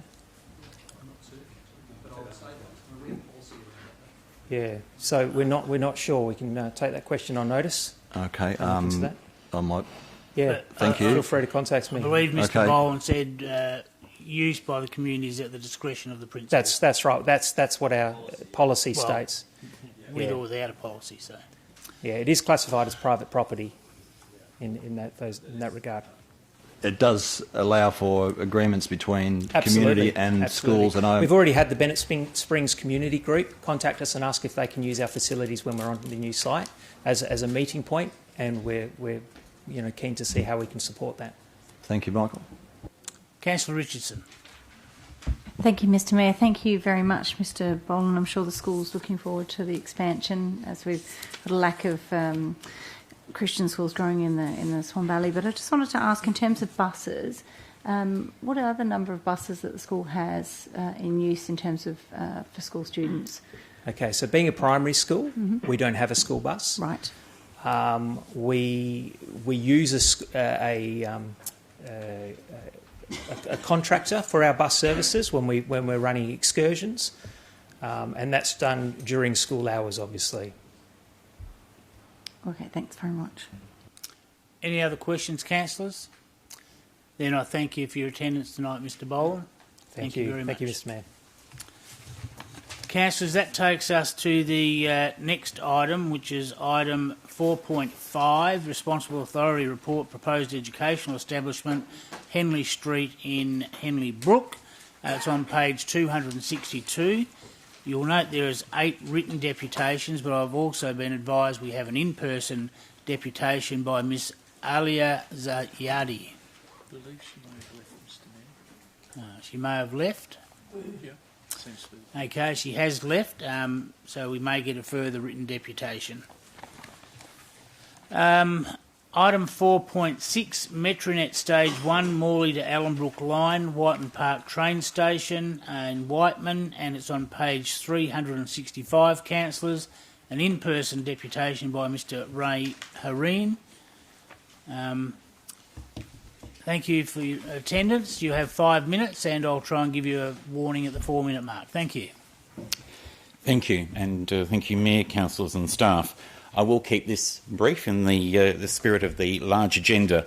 As you would appreciate, the Morley-Allenbrook line is a significant project under the broader Metronet banner being undertaken by the state government to obviously create a connection through to Ellenbrook from the existing passenger line. This particular proposal, there's a number of elements which are considered to be public works and are outside the planning requirements. This is for the actual station and its immediate surrounds, and as you would see from the report, involves an elevated station with the bus interchange services then being located underneath that, associated parking and other amenities and connections through. The reason for, you would appreciate, there's a lot of complexity attached to some of these projects given the various levels, existing infrastructure and working through those various components.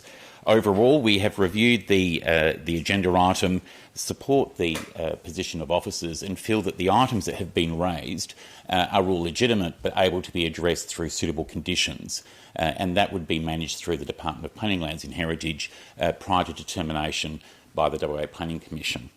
So with that, I'm happy to leave that there and perhaps open up to questions. I would highlight that I do have Chris Quinn and Lee Boucher in the back if I'm unable to answer a question, or if it's too hard or I don't like it, I will just pass to them. Well done. Any questions, councillors? Councillor Bowman. I know the proposal doesn't identify access from station to Henley Brook Avenue. Is there a reason for that? Well, I would obviously the actual DA, and I'm only familiar with the DA component, is limited to that immediate surrounds. There was obviously a lot of work around how the access would work because of course, the existing infrastructure allowed with the road and the access through to the actual Whiteman Park. But I don't know whether there was anything more that you could add to that. I look back and I get blank looks. So I will suggest to you that I'm happy to take on notice in terms of investigating, but it is outside of that DA actual area. Any other questions, councillors? Then I thank you for your attendance and your deputation. Councillors, that takes us to item 4.7, change of use from warehouse to lunch bar, lot 13 Barringer Avenue in Malaga. It's on page 427 of your agenda, and the in-person deputation is from Miss Daniela Merger from Urbanista Town Planning. Thank you. You'll have 5 minutes, and I'll try and give you a warning when you have 1 minute left. Thank you, and good evening, Mayor, councillors and officers. Tonight I'm speaking in support of the officer's recommendation for approval for item 4.7, proposed change of use from warehouse to lunch bar. I refer council to page 435 and 436 of the agenda, which is the location plan and the site plan. The subject site is approximately 3,500 square metres and contains 5 strata units in a general industry zone. The unit that is the subject of this proposal is Unit 3, and it is the smallest of the 5 units and is located towards the centre of the site. Units 1, 2, 4 and 5 are all approved as factory warehouses, and the site contains a total of 32 car bays. The proposal before council this evening is to change the land use of Unit 3 to a lunch bar. Referring to page 438 of the agenda, the internal layout of the lunch bar is largely back of house commercial kitchen area with a public area of only approximately 10 square metres. The proposal does not cater for any dining space either within or outside of the building, and this lunch bar will solely be for takeaway purposes. The lunch bar will also operate a delivery service within the local area, whereby this service will be encouraged. Our proposal outlines that it is expected that a maximum of 6 staff will be working at the premises at any one time. The City's officers have reduced this to a maximum of 4, as outlined in Condition 3 of the recommendation. The officers state in their report that the reason for this is due to the car parking shortfall that is proposed as a result of this application, as well as the objections received by the occupiers of Unit 2 and Unit 5. Whilst I accept that based on the City's high car parking standards, there is technically a shortfall on site, however, in reality, the site contains a considerable amount of parking with additional on-street parking available on Berengara Avenue. I refer the Council to page 450 to 461 of the agenda. We have provided the City with a series of aerial photographs taken from January 2018 to February 2021. Whilst we do not have the exact date of when the photo was taken, so we don't know whether it was a weekend or weekday, it is evident that the on-site car park, as well as the adjacent on-street car parking bays, are extremely underutilised in this area. Given the lunch bar does not provide any opportunities for on-site dining, it is expected that the maximum time customers will be on site is 5 to 7 minutes. This will mean that there will be a high turnover of customers and that one car bay can accommodate approximately 10 vehicles per hour. We've provided the City with a report from a traffic consultant which concludes that the estimated traffic generation as a result of the proposal will have a negligible impact on the road network, as well as photographic evidence that the on-site and on-street car parking supply is currently underutilised. Given this, we respectfully request that Council consider amending Condition 3 as per our proposal to allow a maximum of 6 staff at any one time. These additional 2 staff members will ensure that the chefs are well staffed and therefore able to serve customers at a more rapid rate and therefore create a greater turnover of customers. Thank you. Thank you. Any questions, councillors? Councillor Congdon was first. Thank you, Daniela. Can you tell me, under it's a strata lot? They are strata lots, yep. All of the parking in the strata lot, is that deemed to be a common area? No, the car parking that is probably referred to the site plan, the 15 car bays at the rear on the eastern boundary, which is directly opposite 3, 4 and 5, they are common property, and all the remaining car bays on site is for Units 1 and Units 2 exclusively. So the City have actually undertaken an assessment of the car parking requirements for Units 3, 4 and 5, and then just use those 15 car bays to assess the proposal. And that essentially there's an additional requirement for an additional 9 car bays on site. That's how it's been assessed. So that's where the shortfall lies. Okay. And so there's no designated car spaces for Unit 3?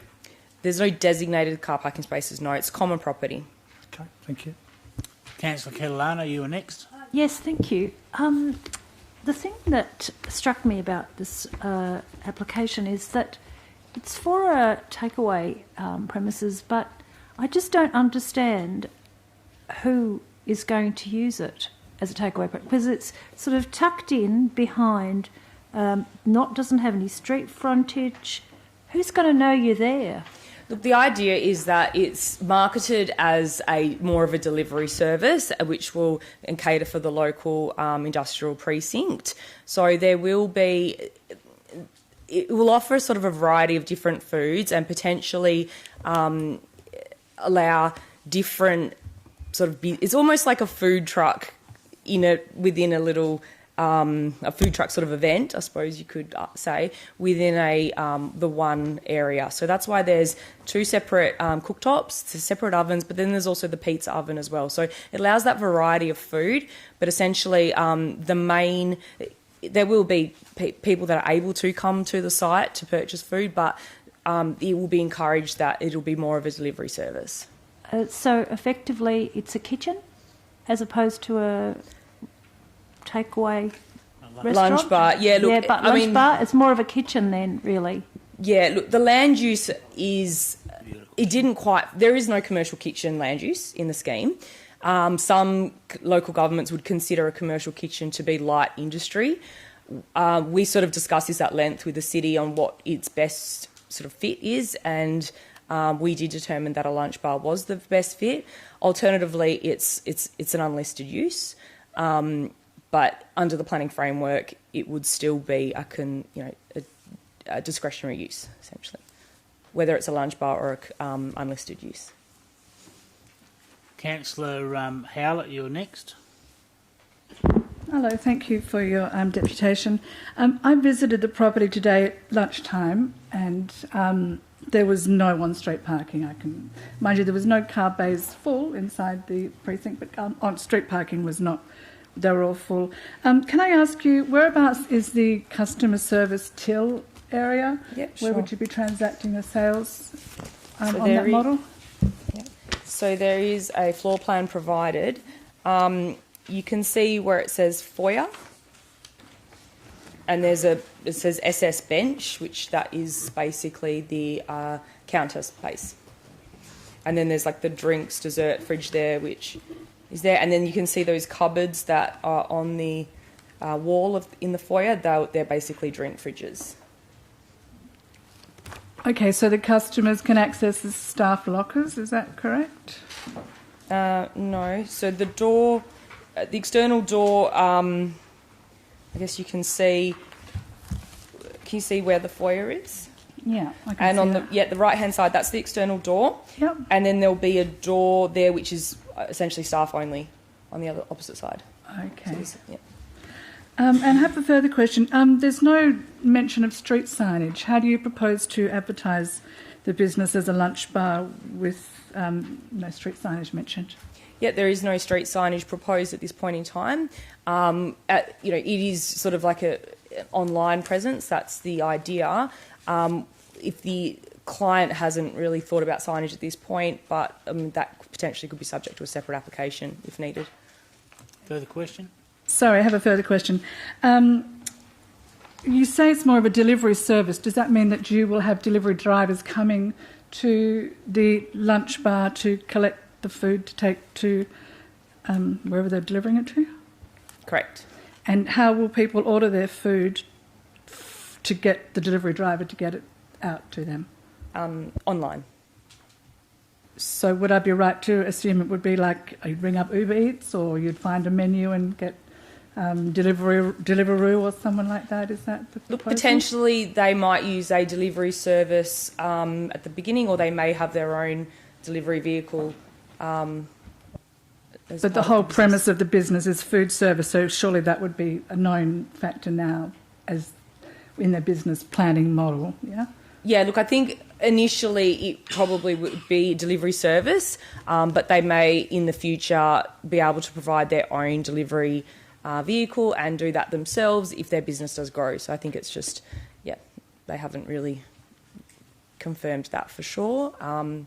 But, yeah. Councillor Richardson, you're next.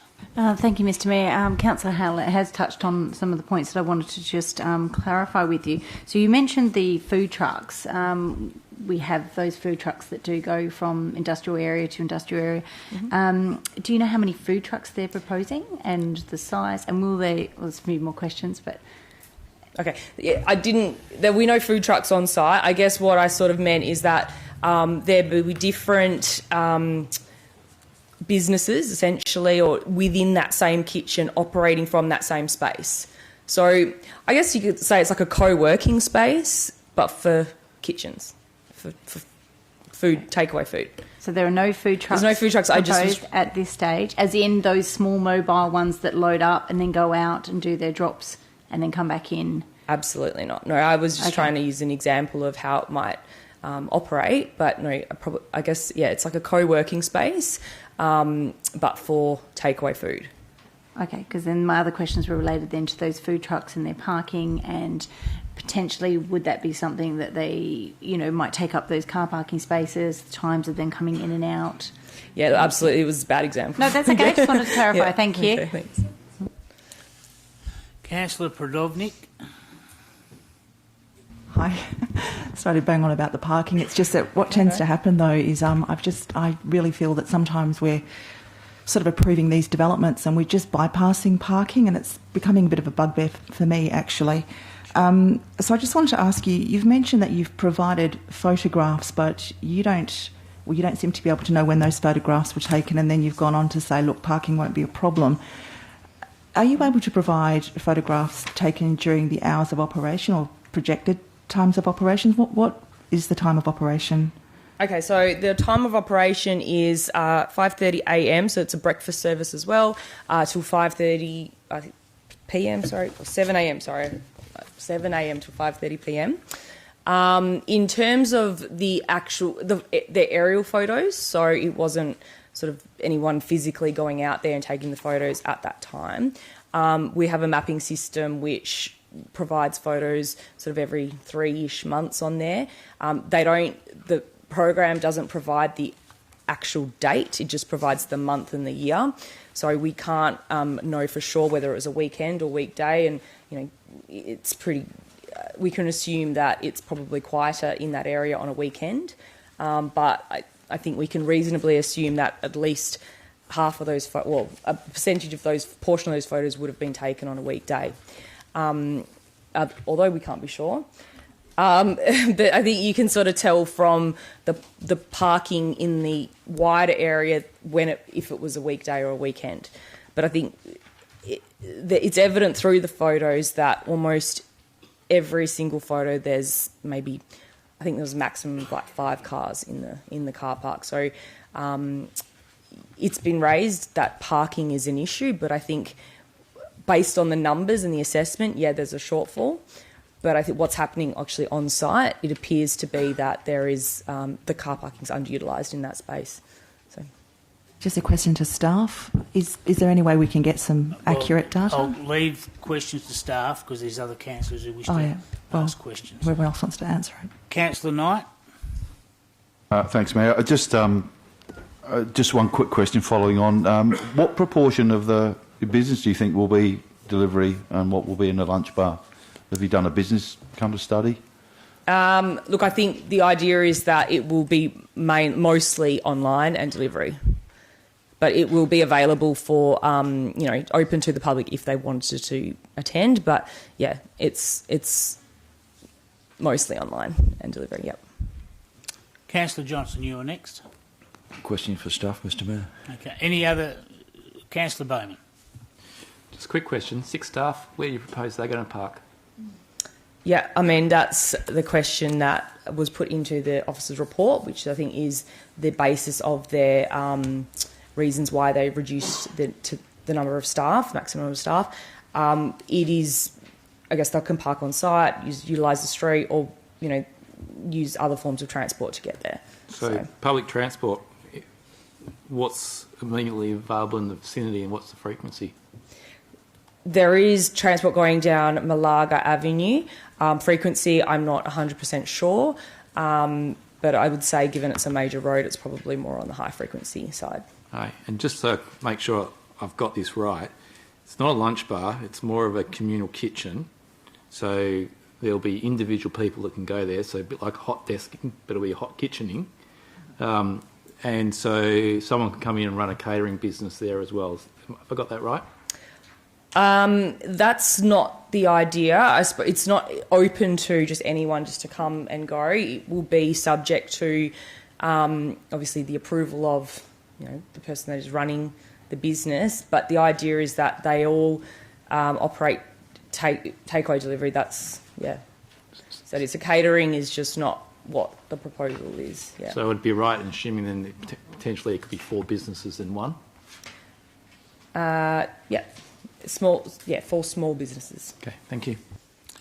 Councillor Howlett, you are next.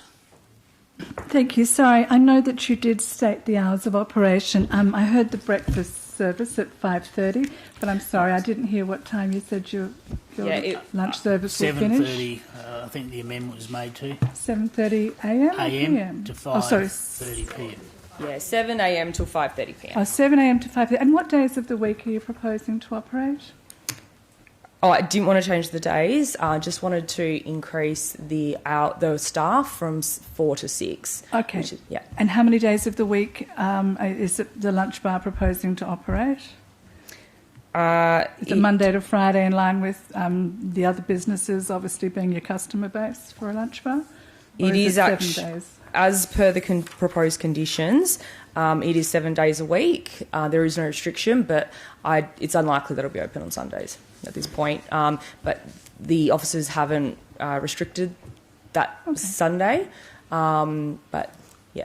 Okay, so it'd be unusual for a lunch bar, in my opinion, to operate beyond 2:30 on any weekday, but thank you. Councillor Kiley, you had a further question to staff. Any other questions of Ms. Merger? Then I thank you for your deputation, and in the order I've got it, Councillor Prodovnik, you are first for a staff question. Well, just a quick one, really. Is there any way we can get some accurate photographs or data that lets us really see the level of parking that's being utilised in the site? Mr. Mayor, I'll ask while Phil is getting water. Through you, Mr. Mayor, if you look at the photos on page 451 and the photos thereafter, I think we're using the same system, so we're going to get the same photos without dates. But I think it's quite clear if you look at these photos that's been provided. If you look on the northeastern side of each of the photos, so on the top right half of the photos, for instance, the first photo there's got no cars parked in the base, and then the second one, none. The third one's got parking, a lot of cars parked on adjacent businesses. So you can clearly see that must be a working day. And I suppose that's the best way to determine. So you can see on other properties when there are cars parked, it's in a week, and you can then compare how many parking bays are still vacant on this specific site. That would be the best. Next question was from Councillor Johnson. Yeah, thank you, Mr. Mayor.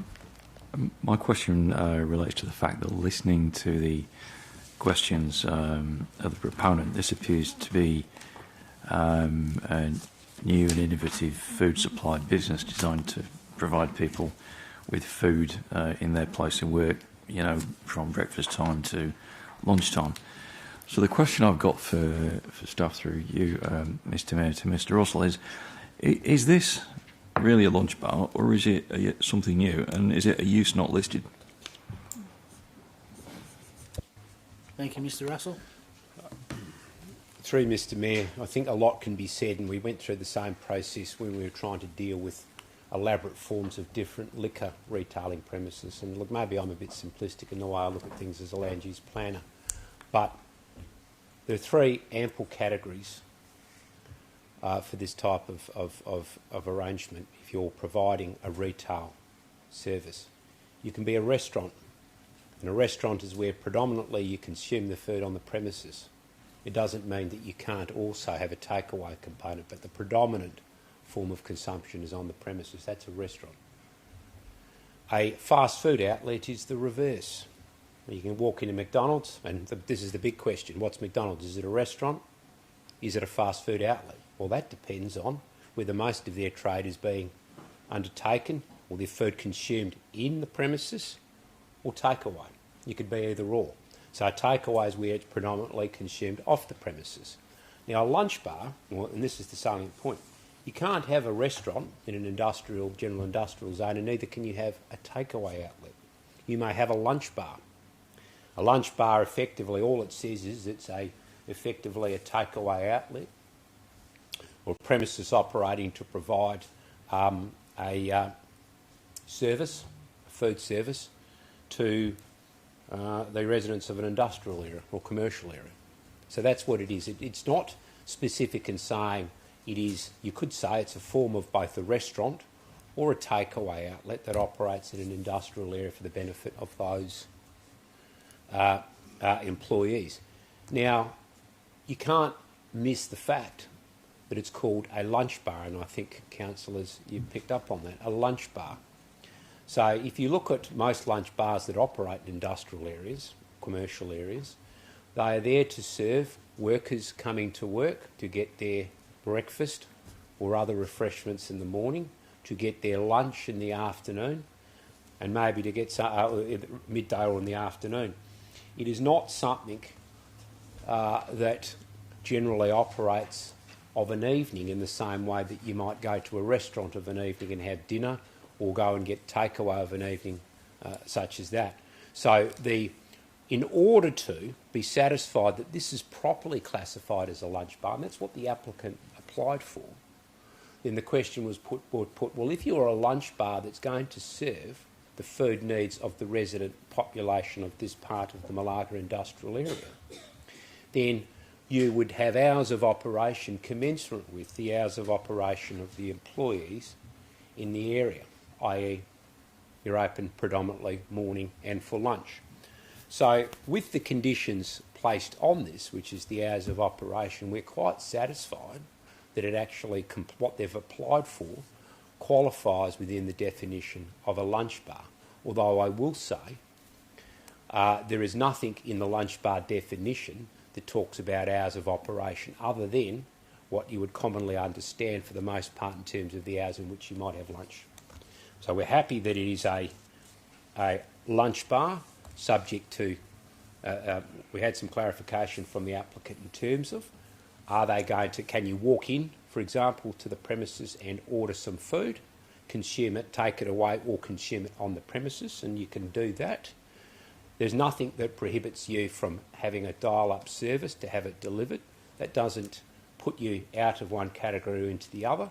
But the key thing around this for a lunch bar is that it is linked to its operation to a commercial industrial area that's serving the working population. You're not open when the working population is not there. So we're happy with the facts of the application, that they correspond with the definition of lunch bar, and that is the correct land use classification under our scheme. Just a follow-up, if I may, Mr Mayor. Thank you. So if I'm looking on page 438, which I take it is the food preparation area, the area where people walk in, it's not entirely clear where they would walk in and where the actual bar in the lunch bar would be that you would walk up to and say, I'll have a bacon and egg sandwich, please. I'm not quite sure where that is.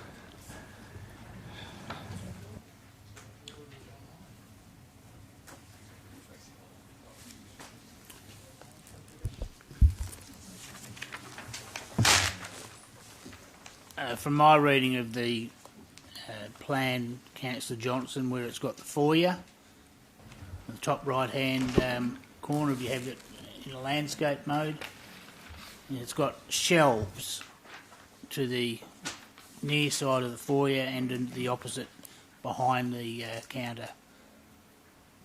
To me, that would be a service area. So where it says SS bench, stainless steel bench, okay, that's the bar. Okay, all right, that's the bar. I'll take it as that's the bar. Okay, next I had Councillor Kiley first. Thank you, Mayor. Through you, I'd wondered if staff could refer to page 428. They've got the use class there as restaurant as a discretionary use, a D class. It's in our zoning table. It's clearly an X use. A restaurant is an X use. I think you mentioned that before, Mr. Russell. I think it needs to be amended for the purposes, if this went to SAT or ended up in SAT, that it appropriately be amended to say lunch bar, which is a D use in that commercial general industrial zone. So just if we could clarify that or just amend it possibly. Thank you. I think that's what they've applied for as a lunch bar. Under the report on page 428, use class is a restaurant, and they've got D there. Any restaurant in a general industrial zone is an X use. So it's wrong on two fronts, Mr. Mayor. Mr. Mayor, Councillor Cole is entirely correct. I apologise. That should read lunch bar, and the lunch bar is the D use, not the restaurant, which is quite correct as an X use. So you're saying that the heading on page 427, I'm just looking at the heading of the item on page 427, item 4.7, change of use from warehouse to lunch bar. Is that incorrect? No, through Mr. Mayor, I think what Councillor Coley, page 428, it has background. At the bottom, and it's got a readout applicant owner zoning strategy policy. At the bottom is use class. And against use class is the word restaurant in brackets D. That's what Councillor Coley is referring to. That should read lunch bar. Thank you. After Councillor Coley, I've got Councillor Bowman. Through Mr. Mayor, just a question to the staff. If I put an application in and call it a lunch bar, but it's anything but a lunch bar, what does it get assessed as? Because I wouldn't know any lunch bar that, one, has chefs, two, has a communal kitchen, and three, is not open for 5 o'clock for me to get my iced coffee and my toasty before I go to an industrial area. Mr. Russell, could you answer that question? The comments from Ms. Merger that she's made this evening don't correspond to my understanding with the information that was presented and upon which the report was prepared. If you're talking about chefs, well, that might be an exotic way of talking about the kitchen hand that cooks up the tasties. Not for me to judge. Might be the imprecise use of language, I don't know, but every food premises I've been into, Mr. Mayor, has someone that does the cooking. Usually also has someone that does the serving. So if they've got space, a kitchen where they will have people cooking the meals, whether those meals are for consumption on the premises or taken away by direct visitation by clients, customers, or delivered, the lunch bar definition does not preclude any of that. The only thing that the lunch bar will connotate that what people would reasonably understand is it makes references to a takeaway facility that is operating within a commercial industrial area, the purpose of which is to provide a service to the employees of that area, and it qualifies, Mr Mayor, on that front assuredly. And Mr Mayor, my next question is that what was put in the application, I just want to make sure I got this right, what was put in the application, what we've been now told, is completely different. And then Seems to be some sort of conflicting information, yes. And based on that, do staff then reassess the application?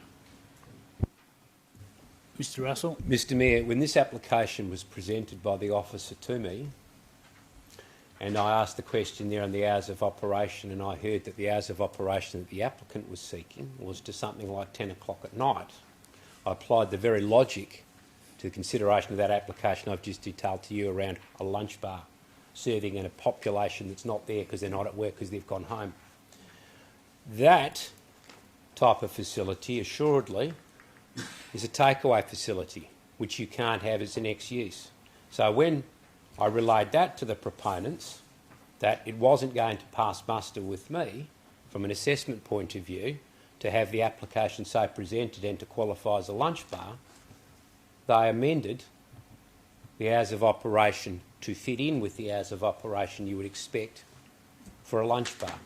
And so I can't speak to any of the representations made this evening, but assuredly in terms of the documentation submitted and the assessment made, it was made on the basis that the hours of operation complied with the connotation, reasonable understanding as to what a lunch bar is, as opposed to a commercial kitchen operating out of any area that then provides a service, takeaway service, to the surrounding locality beyond the immediate environment of the Malaga industrial area, which assuredly is a takeaway facility and assuredly is an ex-use every day of the week and Sundays.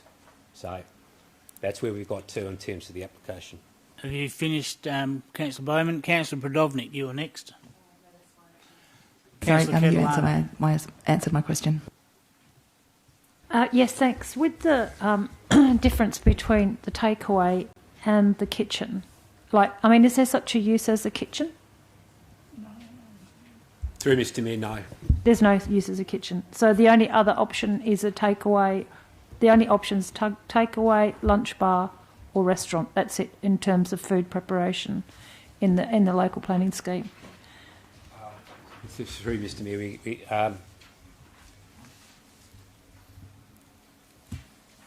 you may have a pie factory, Mr Mayor, a pie factory.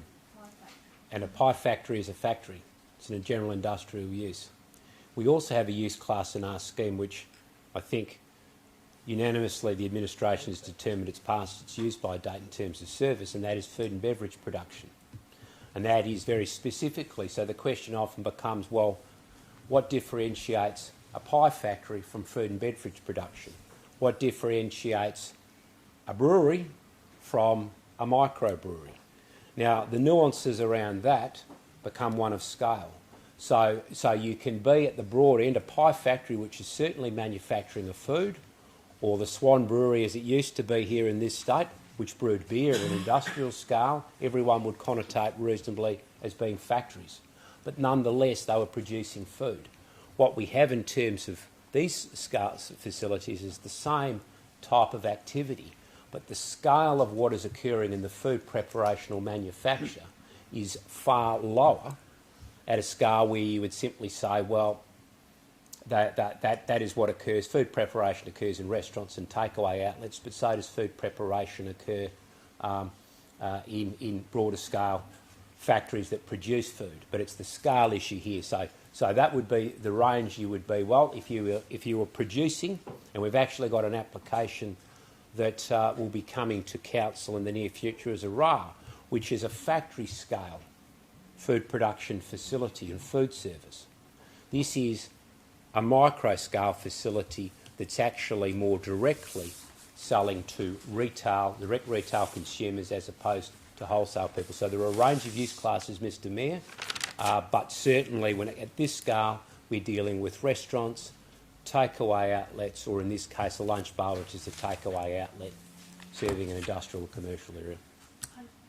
Another quick question, because I mean, obviously, if this one gets approved, then it's more than likely that lots of others are going to spring up. And the thing is that, what if this kitchen lunch bar is actually not serving food to the locality, and in fact a lot of the food is going into the freezer and then it's getting shipped out all around the metro area by whoever happens to be cooking on that particular day, because it's a shared kitchen. How do we know that that's going to be the case? I mean, we've just got the proponent's word for it that they're actually going to be serving that area, and I mean, it's just, I ask these questions because there's likely to be more of these things happening because of these food vans that we were talking about, that was raised by a councillor earlier, where the food's cooked in the kitchen, goes into the food van, and then they're off all over the metro area doing the little food van business.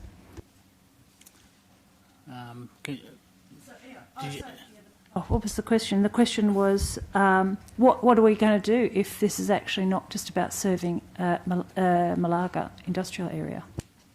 Mr. Russell. Mr. Mayor, every applicant runs the gauntlet that if they are in breach of a scheme or an approval, then they're liable to commit an offence and can be ultimately prosecuted accordingly. So it's like everything else. If you apply for something and you have a conditional approval for a use as defined within the scheme and subject to conditions, and if you either mistakenly or willfully breach that, then you are liable to the consequences. And ultimately around those bits and pieces, if someone was to suggest, hey, there's a lunch bar approval at Unit 3 here at this address, but you can't turn up and get a takeaway order or order one for your area, then you might say, well, hang on, you might have cause to investigate the operations and ascertain whether they're in breach of the use classification and they're doing something other than what they've got approval for. And like everything else, there'd be a process that we'd follow for that. So it's not the case. The council should not fear, Mr. Mayor, that in approving something within an appropriate framework based on an application that we've received could speculatively turn into something else and then fear how we might deal with that. Well, certainly we couldn't operate that way. We must play what's in front of us on the merits of what's in front of us within the framework, and if someone transgresses beyond that, then they're liable to the consequences that arise for breach of the scheme. Satisfied? Councillor Henderson, you're next. Thank you. Mr. Russell, is there a limitation of the operating hours in the industrial area of Malaga? Through Mr. Mayor, to the general operating hours of premises? No, any operating hours. Is there a limit of hours that the industrial operations can take place in Malaga? Is that in, do we impose conditions on industrial operations to only operate within certain time frames? In some instances we may. Generally, for the most part, we do not. Okay, so given that I did business in Malaga for 25 years and often late in the night and wanting to get a meal, I'm really struggling to see why the 5:30 p.m. time frame exists. Can you perhaps expand on the substantial base for that? Mr. Russell. Mr. Mayor, when's lunchtime? Well, it's lunch or dinner. I mean, it's food. This is a lunch bar. It's deliberately connotated. The application it's a lunch bar. A lunch. Everyone, other than, and I used to be a shift worker, Mr. Mayor, other than people that might have their lunch at dinner time and dinner at breakfast time, for those that follow a 9 to 5 working arrangement, including many of our good residents, ratepayers and workers in Malaga, it is 9 to 5. So overwhelmingly, we would say most of the businesses in Malaga, put a figure on it, 9 to 5. Lunch for them is noon, Mr. Mayor, and this is a lunch bar. Any other questions, Councillor Henderson? Councillor Howlett, you're next. Through you, Mr Mayor. It's got to do with the hours of operation, that the applicant has reduced their hours of operation to comply with the lunch bar status, which effectively is like 30 hours of business lost a week. So they must have a pretty good business plan to be able to absorb a loss of 30 hours a week, so congrats to them.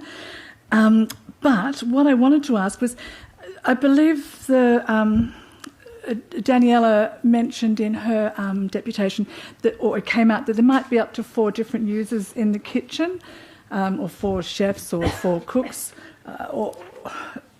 So then, where does the health licensing requirements go to that? Will it be one health license certification for the lunch bar, and then if are the other people employees, or are they using the site and not employees? What's the requirement there regarding health? Mr Russell, if you can assist. Not greatly, Mr Mayor. I'm not in the environmental health section and I don't issue food premises licences, but and again, we're talking about information conveyed by Ms Merger that is news to me with respect to perhaps a divergence or furtherance of detail that was not evidenced in their application. For me, it doesn't greatly matter if you had 3 different specialty cooks, chefs or whatever you wish to call them operating from this premises, providing to the lucky workers of Malaga a choice range of cuisine out of this premises. It wouldn't change the fact, Mr Mayor, it's still a lunch bar. Councillor Johnson, you are next. Yeah, thank you, Mr Mayor. I'm just thinking about the choice range of cuisine that you get in these kinds of places. What's the difference, through you, Mr Mayor, to Mr Russell, between a use of takeaway and a lunch bar if the lunch bar doesn't have anywhere to sit down and eat your burger in it? What's the difference exactly? Mr Russell? Going back to the distinctions I made between restaurants and lunch bars. The lunch bar is a takeaway facility. Okay, so it may well be, if this venue chooses not to provide any form of seating inside or on the pavement directly outside the facility, which a patron can sit and consume whatever they order, invariably I suppose they will be taking it all away. That's entirely consistent with the definition of the lunch bar. Are there any other questions, councillors? Just one further question, but doesn't that make it a takeaway? It does, Mr Mayor, make it a takeaway, but read the definition, please, councillor. A lunch bar is a takeaway facility seen in an industrial and commercial area. The world of statutory planning turns on these very definitions, Mr Mayor. It makes all the difference. Just one more follow-up there. A takeaway is an X use, but a lunch bar is a D use. So it sounds like if you've got a lunch bar without any tables, you've got a takeaway. So But if you're a lunch bar in an industrial area, that's permitted. I don't know if I'm creative, but I don't know whether there's opportunity for me to put in as many further words. Okay, being no further questions, councillors, I note the time's almost 8:15. We generally break for 10 minutes, but I'll seek guidance at your meeting. Do you want to have a 10-minute comfort break now, or do you want to keep going? If I can have an indication. Okay, to those members in the gallery and those watching at home, we're going to recess for 10 minutes from 8:12 to 8:22, and I apologise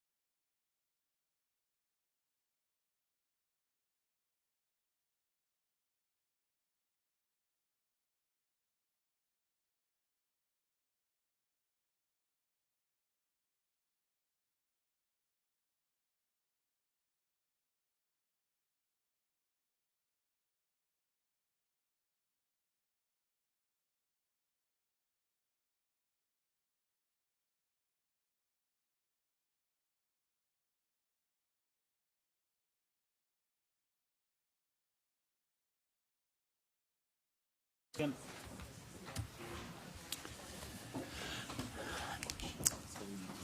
you, councillors and members in the public gallery. We'll recommence, and I'll just finish off on that last item. Should note there was 2 written deputations opposing that item. Moving to item 4.8, proposed change to use of medical centre lot 160 Old Great Northern Highway Midland. It's on page 462 of the agenda, and of in-person deputation from Mr Paul Bahingi. You'll have 5 minutes, and I'll try and give you a minute's notice when you've got a minute left. Thank you. Oh, sorry, can you just push the speak button on the front? Thank you. Yeah, honourable mayors and councillors, thank you for your time tonight. I'm here representing the neighbouring lot, lot 27, Council of Owners of the Midland Village. And we have some concerns with the proposal purely based and related on security for the neighbouring property. And the proposal that's been put forth there, we welcome anybody wanting to come into the area of the Midland Business District to try and increase tenancy rates in the area and to add more diverse businesses into the area. But we do have concerns that being it's a family-friendly historical precinct, the nature of the facility needs tight scrutiny from council to make sure that the level of security and the access into and out of that property is well scrutinised and maintained for the safety of the public. We do view that the shifting of some serious mental health circumstances and patients, which do need, are the most vulnerable and need a lot of assistance, to the Midland area from 2 emergency departments, is something that's going to pose many challenges for council on acceptance.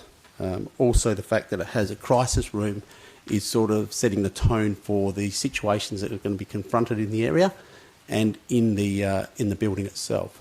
What we're asking council to consider is I sent a deputation in writing that I'd like you to view about the perimeter fencing.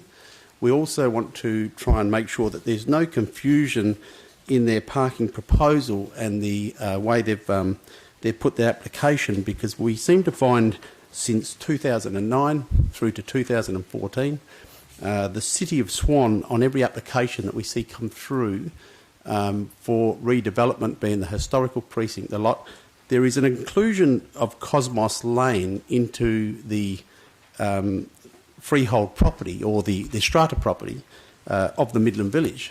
And from all investigations that we've been able to do to date from the original title deed of the property with Landgate, there is no existence of that lane that encroaches the boundaries into the 27 Old Great Northern Highway, the Midland Village. There has never been any change in the strata constitution to say that we accept that there's an easement, and what we're asking the council to do is that there's no confusion for any tenancy that's next to us on these proposals, that lane is either used for access to the rear of their property or to be utilised for the services delivered to that property, even though the Cosmos Lane overlaps the property by one car park size as visualised on their parking arrangement. So that's just a point of clarity that I'd like council to consider. There was some legal documentation that we had drafted in 2014 related to that. I encourage you to read that and to go through the logistics of that, but also if the councillors can make recommendations to town planning that any future submissions do not include Cosmos Lane in the development proposals, or if it is to include Cosmos Lanes, we'd like further detailing on why it's a proposal into our property lot. Thank you. Are there any questions of Mr Peghini? Thank you, councillors. Councillor Howlett. Hello, thank you for your deputation tonight, Paul. When I read the development application, it appeared that there'd been good community consultation with the 4 service-orientated stakeholder groups. I'm wondering, were local businesses consulted by the applicant and given the opportunity to share your concerns about effects to your business and client safety, etc.? No, it was only brought to our attention through the publication of the parking plan and the submission. And prior to that, we didn't see any concern to look at the redevelopment or the proposals that were put forward for any tenancy. Like I said, we actually encourage any tenancy because the area has been in decline for a number of years, and we actually applaud it if the council can do things to try and get the area fully tenanted and a vibrant historical precinct for the whole community. This here, we have had problems with other existing businesses there before that if they are going to put a proposal to planning and upgrade it, I think for that type of facility, they need to uplift the security so that there is really only one access point in, one access point out. We view that there may be a necessity for ambulances, and I think St John of God need to make sure that they actually address those items and present them fairly to council on how frequent those sorts of things have occurred, like in the emergency departments, because you're talking that you're going to be bringing patients or directing patients away from Royal Perth Emergency and Swan District's emergency to this facility. And that's something that needs to be very, very considered for how the council wants to have the growth of the historical precinct. That's it. Any other questions, councillors? You've got a further question, Councillor Howlett? Yes, thank you. Do you have any concerns about clients using the service that might include substance abuse, smoking, butting out cigarettes, streetscape, and loitering, essentially? What's really not clear and what's really not disclosed until it actually commences operation is what substances they will administer to their patients that attend that may need that assistance. And look, we're very sympathetic to that. It's something that has to be addressed. There is a mental health problem already in the community. I mean, the last count that I'd done of the area, we've got 33 homeless that frequent the area. The council took some really good steps and actually brought forward where they put the food distribution system for the homeless, which happens behind the council buildings every night, and I witness that every night, and I applaud the council for that, and the City of Swan. I think there's a lot of benefits there. I just believe that it's the security level of the building needs to be at the highest level, because if they are administering substances or they're holding substances on that site, then there is risk from rear entry or from the community if they think there's multiple entrants into the facility. That's all. Yeah. No other questions, councillors? Then I thank you for your deputation and call upon the next speaker, Ms Susan Cantwell, CEO of St John of God Social Outreach, and also assisting is Miss Daniela Merger, if required. So thank you, Ms Cantwell. You'll have 5 minutes for your deputation if you need that time, and I'll try and tell you when you have 1 minute left. Thank you. Thank you, Mayor, and thank you, councillors and staff, for your time this evening. Daniela will join me in a moment to talk through some of the planning requirements or understanding. But certainly what I wanted to do this evening is just quickly give you a little bit of an entree into what is this centre actually designed to do.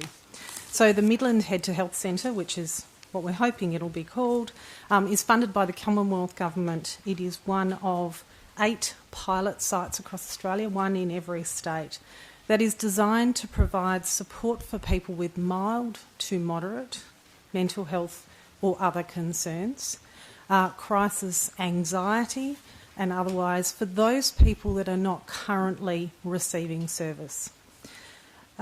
We are part of St John of God Social Outreach, is part of St John of God Healthcare. I don't think I need to tell anybody in this room the size and the scale and the scope of St John of God Healthcare, but we run significant amounts of services across the country. And particularly within social outreach, we run community-based mental health and homelessness support services and drug and alcohol services across 3 states, WA, Victoria and New South Wales, so we do have experience in this area. You'll ask, why was Midland chosen as the pilot for WA? And I think what's really important to note on that is it was chosen because the area of Midland, Guildford and Ellenbrook have been identified as an area that needs a service such as this. A service that is available to people who just don't know where to go, who are not unwell enough to be in an emergency department, but are actually needing some help. 1 in 3 people will struggle with their mental wellness sometime in their lives. That's most of us. And what we know about the mental health system and all of the other services, it's really hard to get into. It's really hard to navigate and work out where you need to be. And it's certainly not available when you need it. So the intention of this service is that. I think it's one of the things that's been really clear to us along the way is that this centre is supported by the community. We've done significant co-design in the last, since March this year, with the community, with people that are thinking about the service with their family and their friends, and with the city itself, who's very, very supportive of this as well. The centre will cater for adults who are experiencing stress and anxiety. They will get anything from a welcome hello and a cup of coffee through to emergency counselling if required. And I emphasise the word emergency counselling, the type of counselling that people get in the community every day. A psychologist, a mental health clinician who's there to talk to people and understand what their needs are. This is mild tomorrow. This is not emergency department. This is not the mental health unit at the Midland Hospital. This is about people in the community that need some help. One of the things, I think what I want to emphasise is what the centre is not. The centre is not a long-term or ongoing mental health service. It is not a mental health hospital. It is not a mental health service in the sense of that level of acuity. It's not for people that need emergency care, department care, that are at significant risk to themselves and the community. What it is not for people with requiring long-term services, welfare services, and it's not a drop-in centre, it's not a community centre. It's a mental health service where people can come, don't need a referral if they need some support. It is not open to ambulance admissions or the police. People who are in an ambulance that need to go to an emergency department go there, they don't come here. What it is designed to do, though, is to take those people that have ended up in an emergency department, mostly because their family have taken them there because they're genuinely concerned, i.e. my child is so distressed tonight I can't get them calm and I don't know what else to do. And there's nowhere else open. 1 minute left, thank you. There's nowhere else open. So therefore I find myself in an emergency department with a whole bunch of people and my child's not safe there. That's what it's designed to do. We're experienced in running mental health. We have a variety of risk strategies around security and safety, internal and external monitoring, duress alarms, lighting, restricted entries and exit points so there is only one entry, no drugs and substances on site at all ever administered. That's not what we're designed to do, and certainly not taking people in ambulances from Royal Perth and the Midland Hospital. Finally, we have appointed a very experienced manager who's been working very carefully with a variety of stakeholders, including consumers, clients, carers, and the providers. In her experience, she has worked in the mental health space, and particularly the community-based mental health space. So I need to remind you, these are people that are well enough to be in the community. That's all right.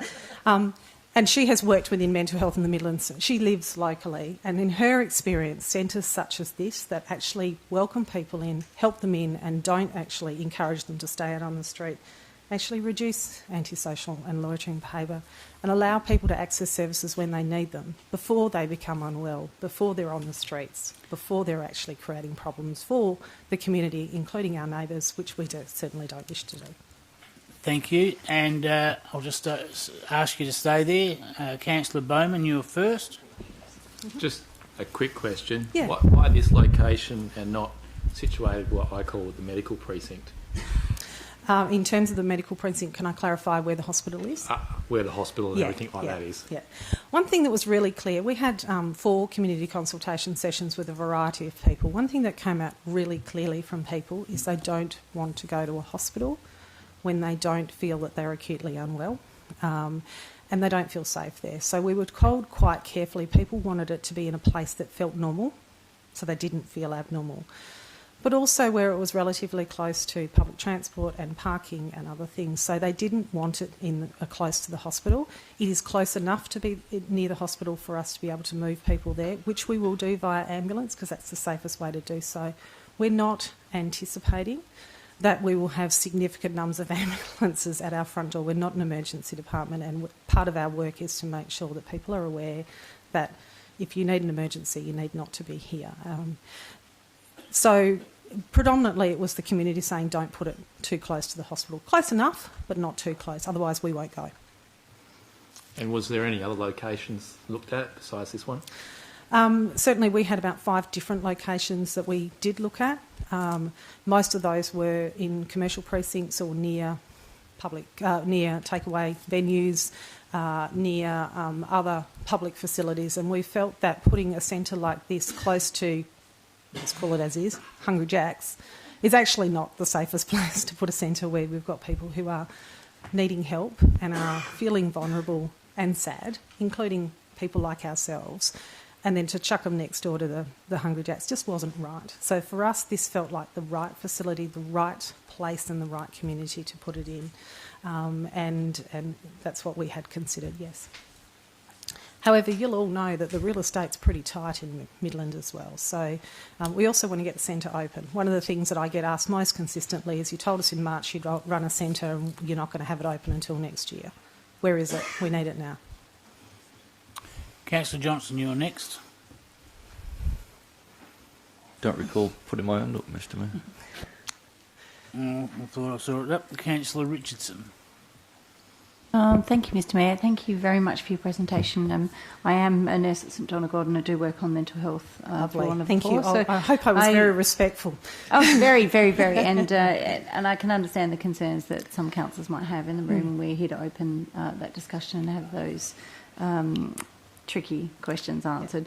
My question is in regard to, was there a crisis room discussed earlier? So that might involve. We have created a safe space should people arrive at the centre under their own volition, i.e. a family member brings them and we need to pop them into a safe place. It is at the back of the facility near the exit point where we can bring an ambulance in from a privacy perspective and also from an interruption perspective. It is not designed for drugs and administration of medications. It's really just a safe space for people to be, mostly because of the welfare of the other people within the centre. You can imagine if someone is acutely distressed or disturbed or under the influence of a significant substance, we want to try and reduce the impact that has on other people in the centre, well, because it just, as you would know, triggers everybody else, and then before you know it, you've got a very interesting event. So the crisis room is essentially just a room with some comfortable furniture in it, really. It's certainly not any more than that. And can I just talk about the level of management in terms of carers? Are there registered nurses and not nurses? What is the makeup of the staff and management and the numbers? Yes. So being a pilot, what we've been able to do is we've been given a lot of latitude in actually making sure we can staff this safely. So at any given time there'll be 15 staff on site, which include a variety of mental health clinicians, peer workers, security staff, administration staff, and the peer workers particularly, their role is really to welcome people in and say, how can we help you today? So at any given time, about 15 on site. In total, a staffing level of about 35 FTE, so it's a decent large number. A manager, a dedicated manager for this service, dedicated shift leads for this service as well. So, and very much non-client load, so for people, sorry to be very clinical, but groups of clinicians that do not have a patient load, that are not seeing people necessarily, such that we can immediately respond to someone who's distressed coming in through the door with a mental health clinician who can direct and de-escalate them accordingly and support them out of the centre. And being a trial program, trial pilot, how long is the trial pilot for to establish, whether it's successful? Yeah. So the federal government had great aspirations for these centres. They believed they would be a 3-year pilot. Wow.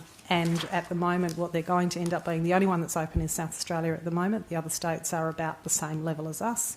Most of them will run, and we're contracted to run until 30th of June 2023, so it's about 18 months, 15 months actually, with a 1-year extension, so 2024.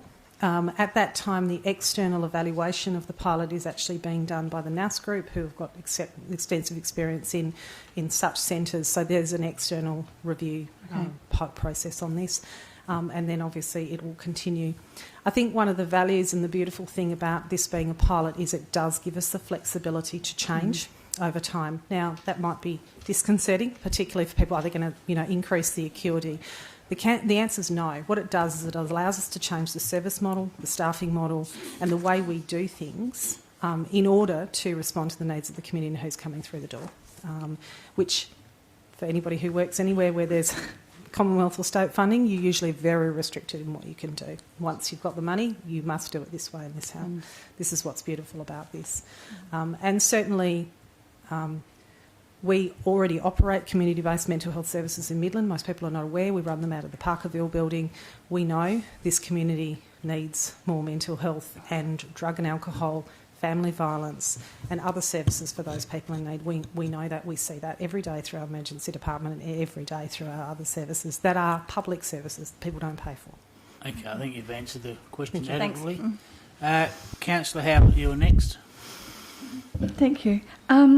You mentioned several times, Susan, that servicing the need of Ellenbrook and Midland and Guildford was identified strongly, I guess, in the Perth North Primary Health Network stats.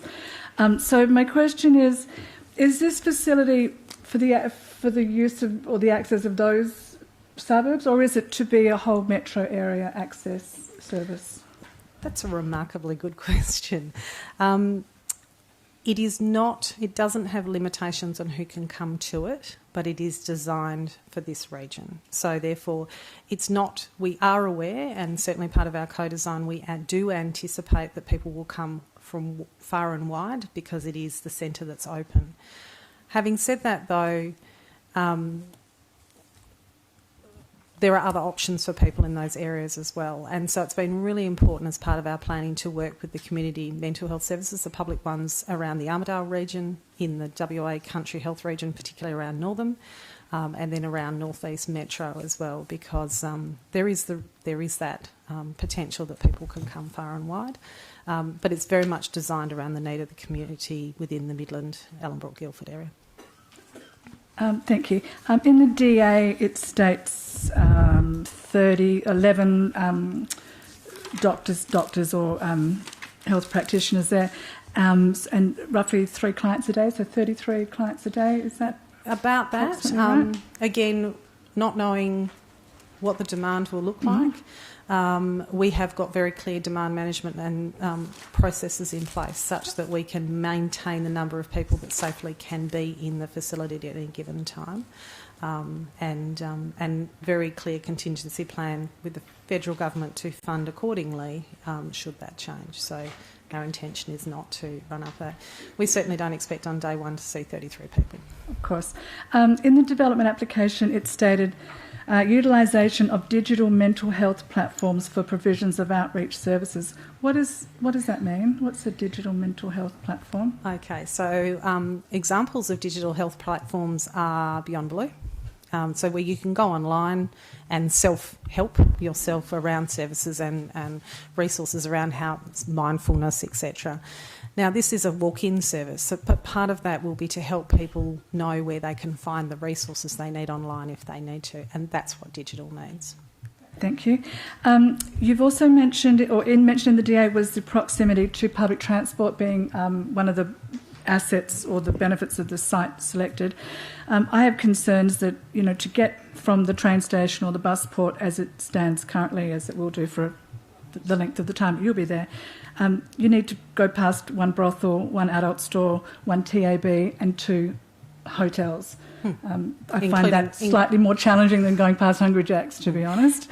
Including the tavern that's across the road. Yes, correct. Absolutely. That's a consideration that I'm... also in the DA, it states that the Aboriginal Torres Strait Islanders peoples experience significantly higher rates of mental health problems and suicide. Is there a proportion of Indigenous representation that's been factored into the network? Correct, yes. Okay. So Indigenous staff, as well as an establishment committee that's already functioning that has 4 Aboriginal members, people who are representing the Aboriginal community within the establishment, yes. but also the Kurd population that we have within here and other minority groups that are very evident within this region. So I think we've been reminded that the Aboriginal population is not the only population of Midland as well. So we will continue to make this an open and welcoming place for everybody. Thank you. And just finally, so there'll be no medication administered on site, is that correct? Not So by it's the clinicians that not we by have okay, employed. so there's no psychiatrist on site, No. no psychologist. No. Okay, such. No, only psychologists. All right, thank you. Thank you. And no ability under the Mental Health Act to detain people other than under duty of care. So it's unlawful for us to administer drugs to people in that situation. The only people who can do that is an ambulance. So, Councillor Knight, you are next. Thank you, Mayor. You mentioned earlier there's one of 8. This is going to be one of 8. Yes. Okay, so this is now the state-based. It can be state-based in Midland then, the state-based medical centre. So 1 of 8 announced federally with another whole bunch coming. So there's another 10 already been opening in Victoria and another 10 being opened in New South Wales. In Western Australia, in the last federal budget, they announced another 2 of these centres, one in the Perth Southern Primary Health Network and one in the WA Country Health Network. The intention is to get them open fairly quickly after this one. And certainly what we've seen in Victoria and New South Wales is they scale very quickly because of and COVID has demonstrated that there's absolute demand and need for these services to scale quickly. So they will. It's an iterative pilot evaluation process, and as needed, they'll keep opening them. So. And some of the language you used earlier with acute distress and de-escalation, and yes. I mean, is that something that we want to have in one of our streets, near shops and pubs and things? When people think of de-escalation, we go immediately to security guards and takedowns and 6-point holds, etc. The majority of de-escalation that we do in a community-based setting is saying, let's sit down and have a chat. It's very unusual for us to, with trained staff, to have someone where we've got the police involved and holding people down. So when I use the term de-escalation, I talk about the verbal techniques that mental health clinicians use to help people regulate their emotions, which we all do with our own children, I would say, as well. I certainly do with my 19-year-old. Okay, thank you. Councillor Catalano, you're next. Thank you. I'm actually sort of in the same vein, sort of just can't really quite understand what the service is going to provide, because, I mean, I understand that, a lot of mental health, people who have mental health issues end up having to take their medication, and that actually when they don't take their medication is when they often have their crises. So, like, someone comes in a crisis state, they haven't taken their medication, but there's no administering of medication at the centre. So I just I've got a bit of a gap there in my understanding as to what you're going to do then, because obviously these people need to have their medication. So how do you resolve that? I think the context of that is that in any mental health population, 5.6% have severe and persistent mental health conditions that require medications, and the other 94% don't. And so this centre is designed for the people with mild to moderate disease or mild to moderate concerns. The term crisis, I agree, is problematic because it engenders a concept that people will come in remarkably unwell. I think what the centre is designed to do is provide that early intervention piece. Let's see how we can work with people, particularly someone who's brought in by a family member, and we do anticipate that'll be a lot. My family member's not taking their medications. They're not running down the streets naked yet, but I need somewhere to help them get them back on track before they become acutely unwell. And so the administration of medication is done in an emergency setting to manage acute risk. It's not what this service is designed to do, and not what any community mental health service or GP practice is designed to do. A lot of people will end up with us, will be with us because they've been to their GP, they need to see a psychologist because of their wellness, and they just can't find one. And that's so it's then I'm starting to think it's more of a counselling service. It is very much a So counselling actually, service. it's a counselling service. Correct. It's not a clinic. And so hence- it's once again, I'm getting completely confused about what it is you're going to.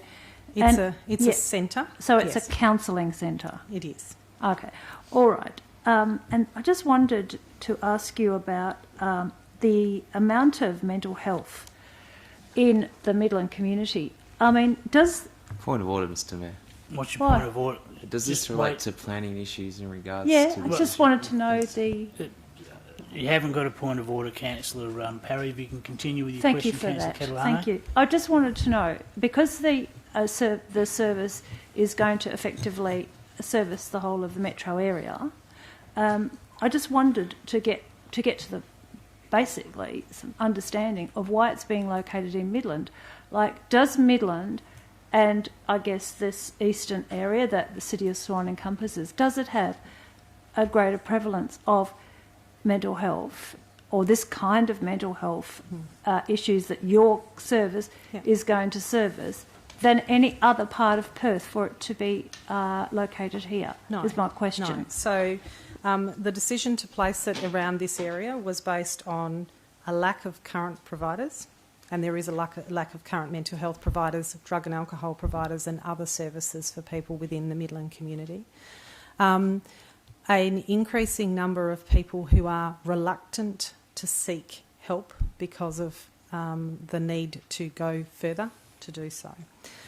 And a higher, and this is known, it's within the clinical services plans, a higher rate of suicide, particularly around young women in the Ellenbrook region. So that's some of the basis around why is the need here. Is it any greater than Armidale, Mandurah? It's Perth CBD? No. It's identified as a community of risk, and certainly in terms of the primary health networks, one of their measures of disadvantage is numbers of GPs and number of health professionals within a community available to see that community. This area is deemed to be one of those areas that doesn't have enough people to do what needs to be done for the needs of our current community. So it's based on current data. Yeah. Thank you. Councillor Richardson, you are next. Thank you, Mr Mayor. Just two more quick questions. So in regards to in the details of the proposal, we've got the amenities with the toilets, baby change room, and just wondering if you could elaborate in terms of those that might come in with small children, yes. how we then segregate, or we've got maybe possibly a smoking area out the back. Is there a way of segregating a family area from other areas in that building? Yeah, there is no smoking area at the back. Mm-hmm. To answer that one very quickly, there is an area where people may smoke off the premises. However, that's not necessarily encouraged, and certainly we won't be doing so.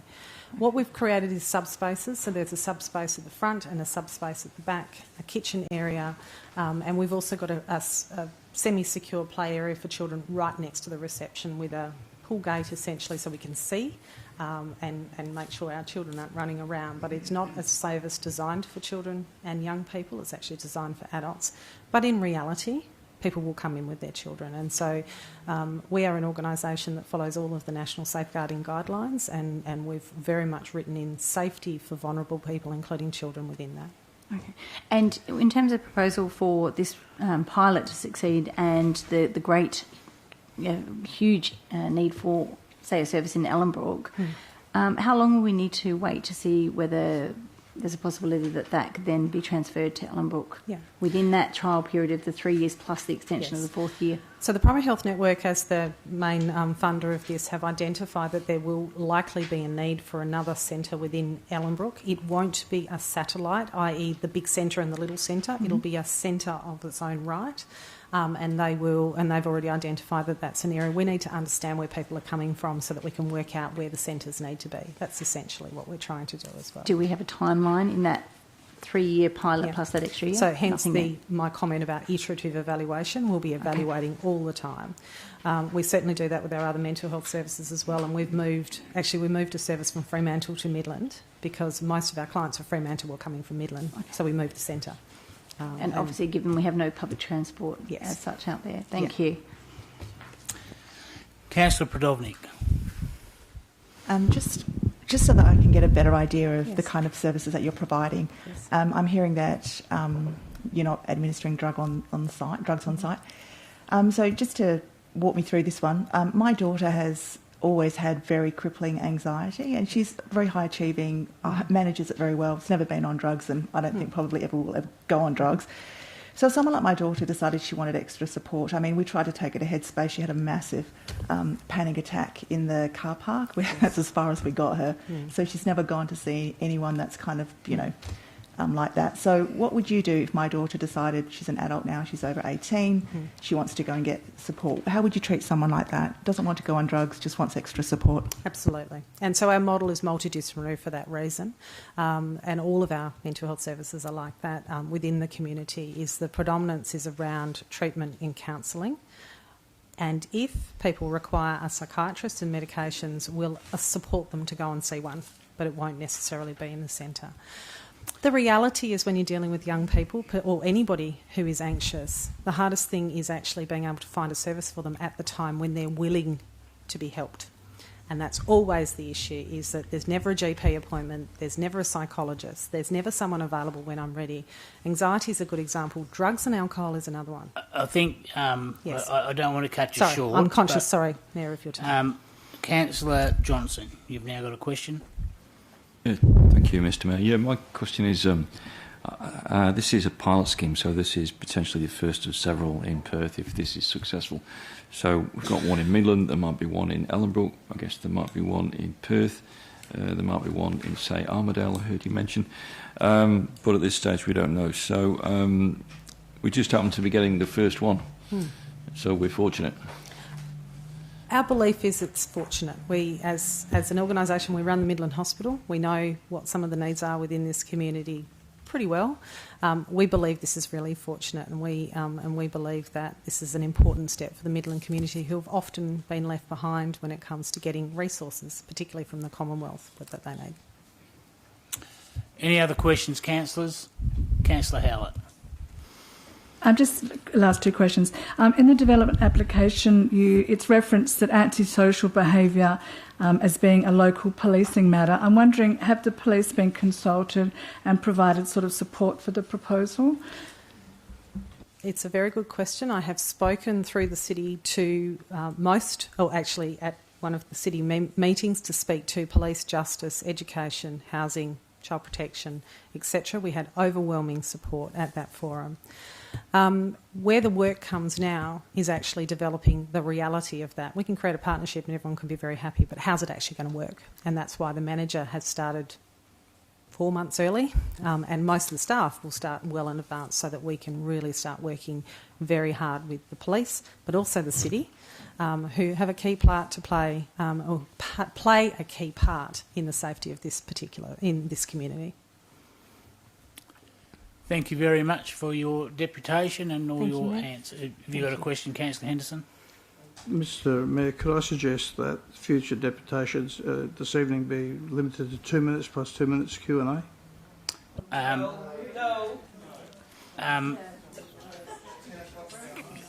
Councillor Henderson, agenda forums are held for people to be equally informed and to gather information.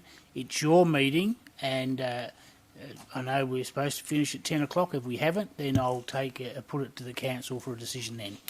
So thank you for your attendance and all your answers. We're moving to the next item, councillors, item 4.10, proposed tavern, Action Road, Malaga. It's on page 545, and Mr. Matthew Farrell is in here to speak against the application. Thank you, Mr. Farrell. You have 5 minutes. If you can do it sooner, that'll be much appreciated, but I'll give you a minute's notice. Thank you. Thank you. Good evening, Honourable Mayor David Lucas and Deputy Mayor Mel Congdon and councillors.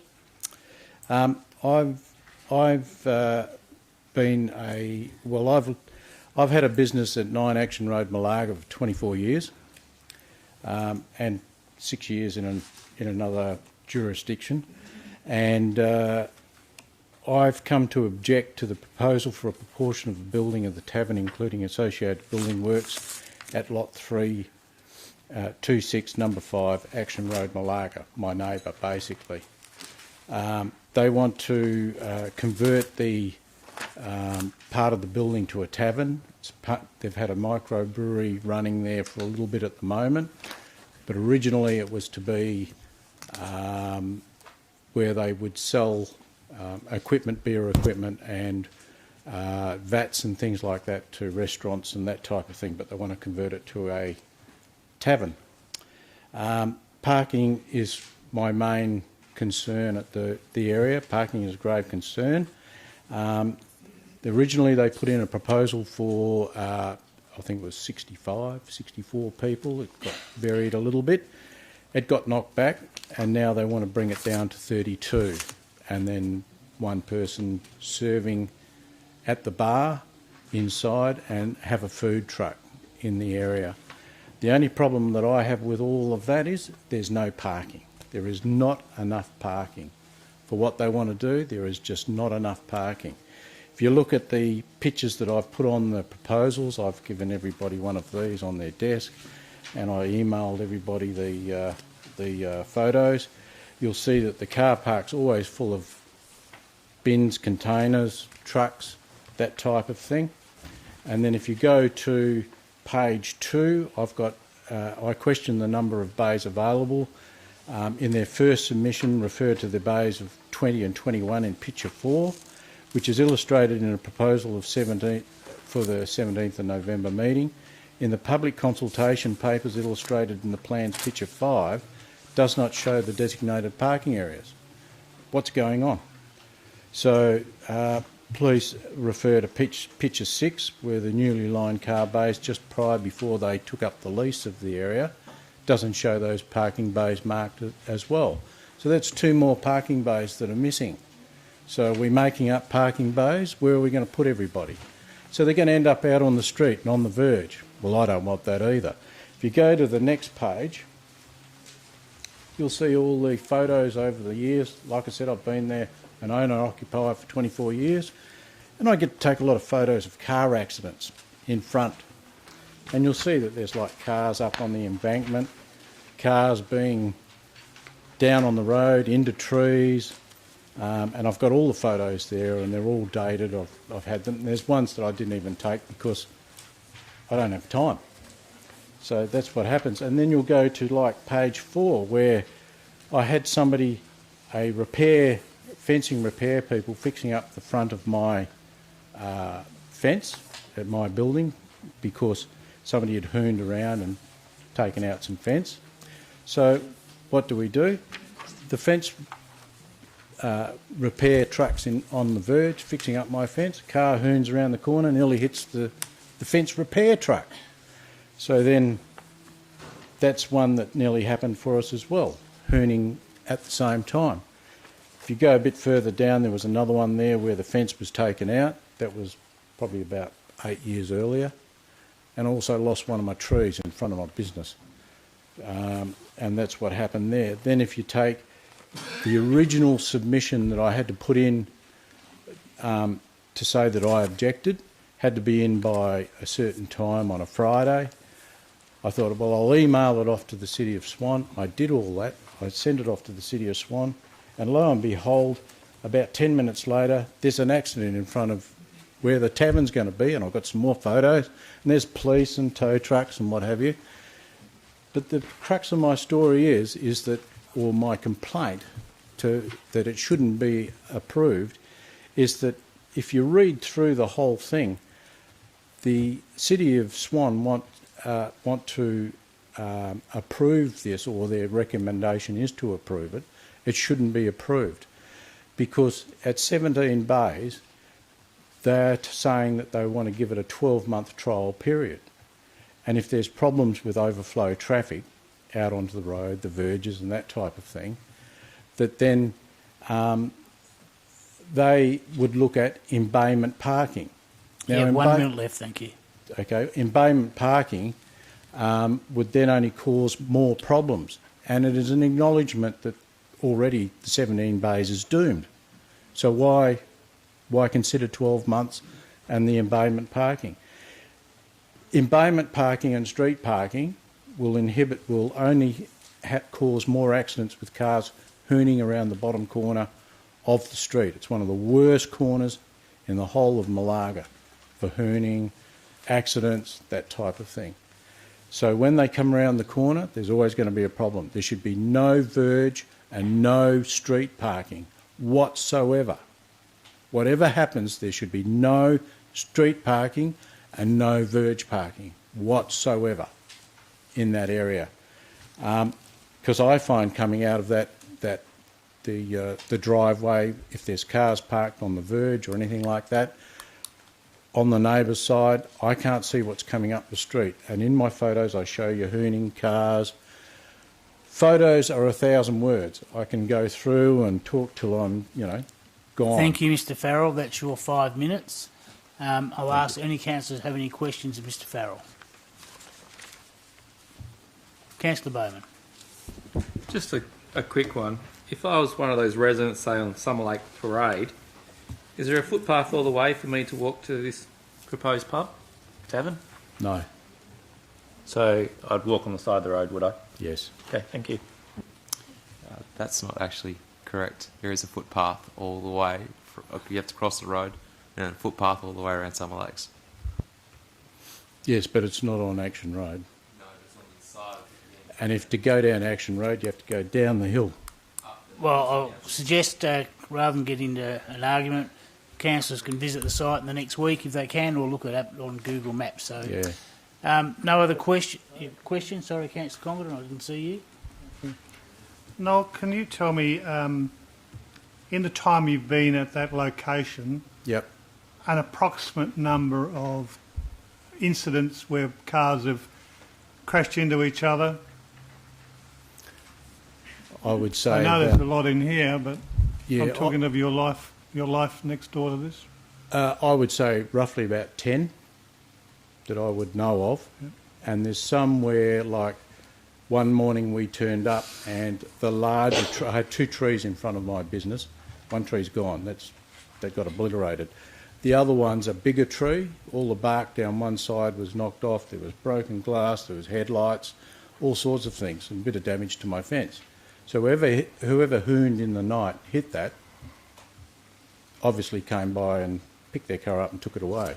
So there's been a few instances of that as well. So I don't even see that.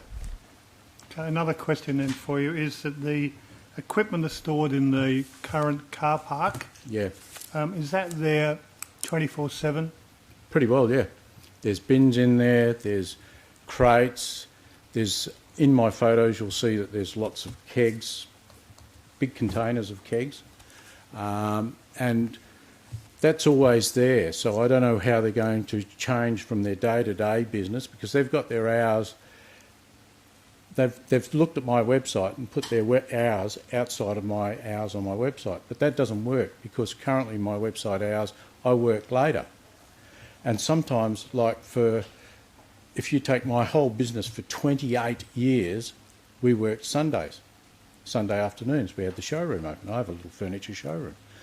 And what happens is that only since last year with COVID that I haven't been doing the Sundays. Now, I might want to resurrect that in the future. Like, I've been 48 years in the trade, 30 and a half years with my business. I've been 24 years in Malaga. I'm going to have another 24 years in Malaga. And I don't want to see somebody hooning around the corner at night with verge parking or street parking, because they cannot have that amount of people inside that tavern area with the parking. They'll have more people there than they need, and they'll end up on the street. And I don't want to be there in my next 25 years looking at a white cross over the road. That's my what I'm last looking at. question, Noel, for you, please, is the operations of the business next door, Yep. where this proposed tavern's going to be done, Yep. is do they operate 7 days a week? Yes. Yes, we've been down there. Like I say, we've been down there on the Sundays, and there's been people there. They've had, if I take, for example, last Sunday, there was one of them turned up with a car. There was a minibus turned up with some people in it, and they went in. They were there for about 2 hours. There must have been beer tasting, whatever was going on, and then they all went and they locked up. There has been times there on Sundays where they've been longer. And finally, because it's part of the same question, so where do those employees currently park? In their car park. Thank you. Yeah. And when I left today to come to the meeting, there was still 5 cars in there. Thank you. No other questions, councillors? Oh, Councillor Knight, sorry. Thanks, Mayor. At the expense of sounding a bit thick, why does there need to be 65 car bays for 32 patrons? I don't understand that. In that, maybe that's a... Mr Russell. Thank you, Mr Mayor. The 65 car bay calculation is based off the, and I'll say this bluntly, antiquated tavern parking standard that exists under our parking policy. 1 space per 2 square metres of bar and lounge floor area. The proponents have actually accepted and modified their application to say that they're only going to have 32 persons, or 32 patrons. So what you will have with the 17 bays is a ratio of 1 car bay per patron. So that's where that comes from. The 65 is based, and those old enough to remember what taverns or pubs were like in the 1970s and 1980s, where a tavern was, wall-to-wall drinkers, 1 per 2 square metres, swilling their middies and jugs. Those days are long gone, Mr Mayor, long gone. In this instance, the question really is, and you've heard from the proponents, if you turn up at a premises for a tasting venue, and what they want to do here is enable people to drink more than just a tasting serve, then you're probably maybe consuming or going to these premises to consume beyond the capacity to legally drive, and it may well be a lot of these sorts of facilities. Then people might be taking the Uber, the taxi, or other forms, or being driven by a designated driver. So certainly, with 32 patrons, the parking demand likely to be generated by this premises is more readily capable of being met by the provision of the 17 bays on site. But the standard there is the old standard of the scheme, which I've alluded its origins to you. Certainly it's less relevant in its application in the current age. Thank you, Mr Russell. Thank you for your attendance tonight, Mr Farrell, and your deputation. I'll now call on the next speaker, Mr Clayton Plugg, representing the applicants, and he works for Harley Dykstra. Mr Plugg, thank you. You'll have 5 minutes, and I'll try and give you the 1 minute warning bell. Thank you very much. Yes, now. Thank you very much. Good evening, councillors. Thanks for your time tonight. As was said, my name's Clayton Plugg and from Harley Dykstra, and I'm here to support the proposed tavern at the existing brewing facility at 5 Action Road in Malaga. Our client would like to thank the city staff for their recommendation for support of this application, but I would like to just comment briefly on a couple matters related to the proposal. In particular, similar to the previous presenter, I'd like to address potential parking concerns as well that have been raised by surrounding landowners, as you're aware, which were also reflected in the report before this council tonight. In my view, it's pertinent to understand that parking standards contained in local planning schemes, and in this case the city's policy, have, to my knowledge, largely remained unchanged for a number of decades.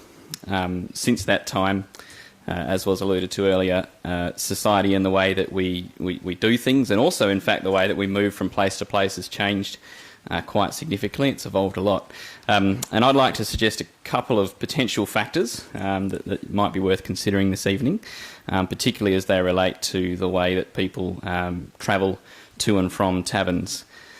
Specifically, I'm referring to the advent of services such as Uber and other ride-sharing services, as well as a reduction to the allowable blood alcohol limits for drivers on our roads that's steadily come down over the last decades.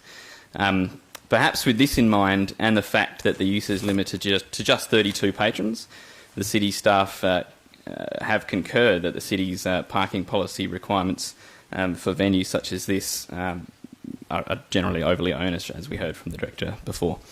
The third case-specific factor I'd just like to highlight is that the use is proposed to operate entirely outside of regular business hours, obviously taking the comments we heard earlier, but therefore I'd still suggest that even if there was a parking issue, which we don't believe there will be, that the impact would be insignificant given the lack of other traffic on this local road. As you'd be aware, the city's planners are also recommending a 12-month trial period. Our client believes that they could commence operations under such an arrangement, but we don't believe it's necessary entirely. I'll leave that to your judgment, but I think a good question for council to consider is this. Is the proposed parking ratio of 2 persons for every 1 vehicle acceptable? To assist you in answering the question, I'd like to point out the city's own policy, which contains parking standards for other uses similar, I would suggest, to these kinds of uses, such as restaurants and reception centres perhaps, and there's others as well.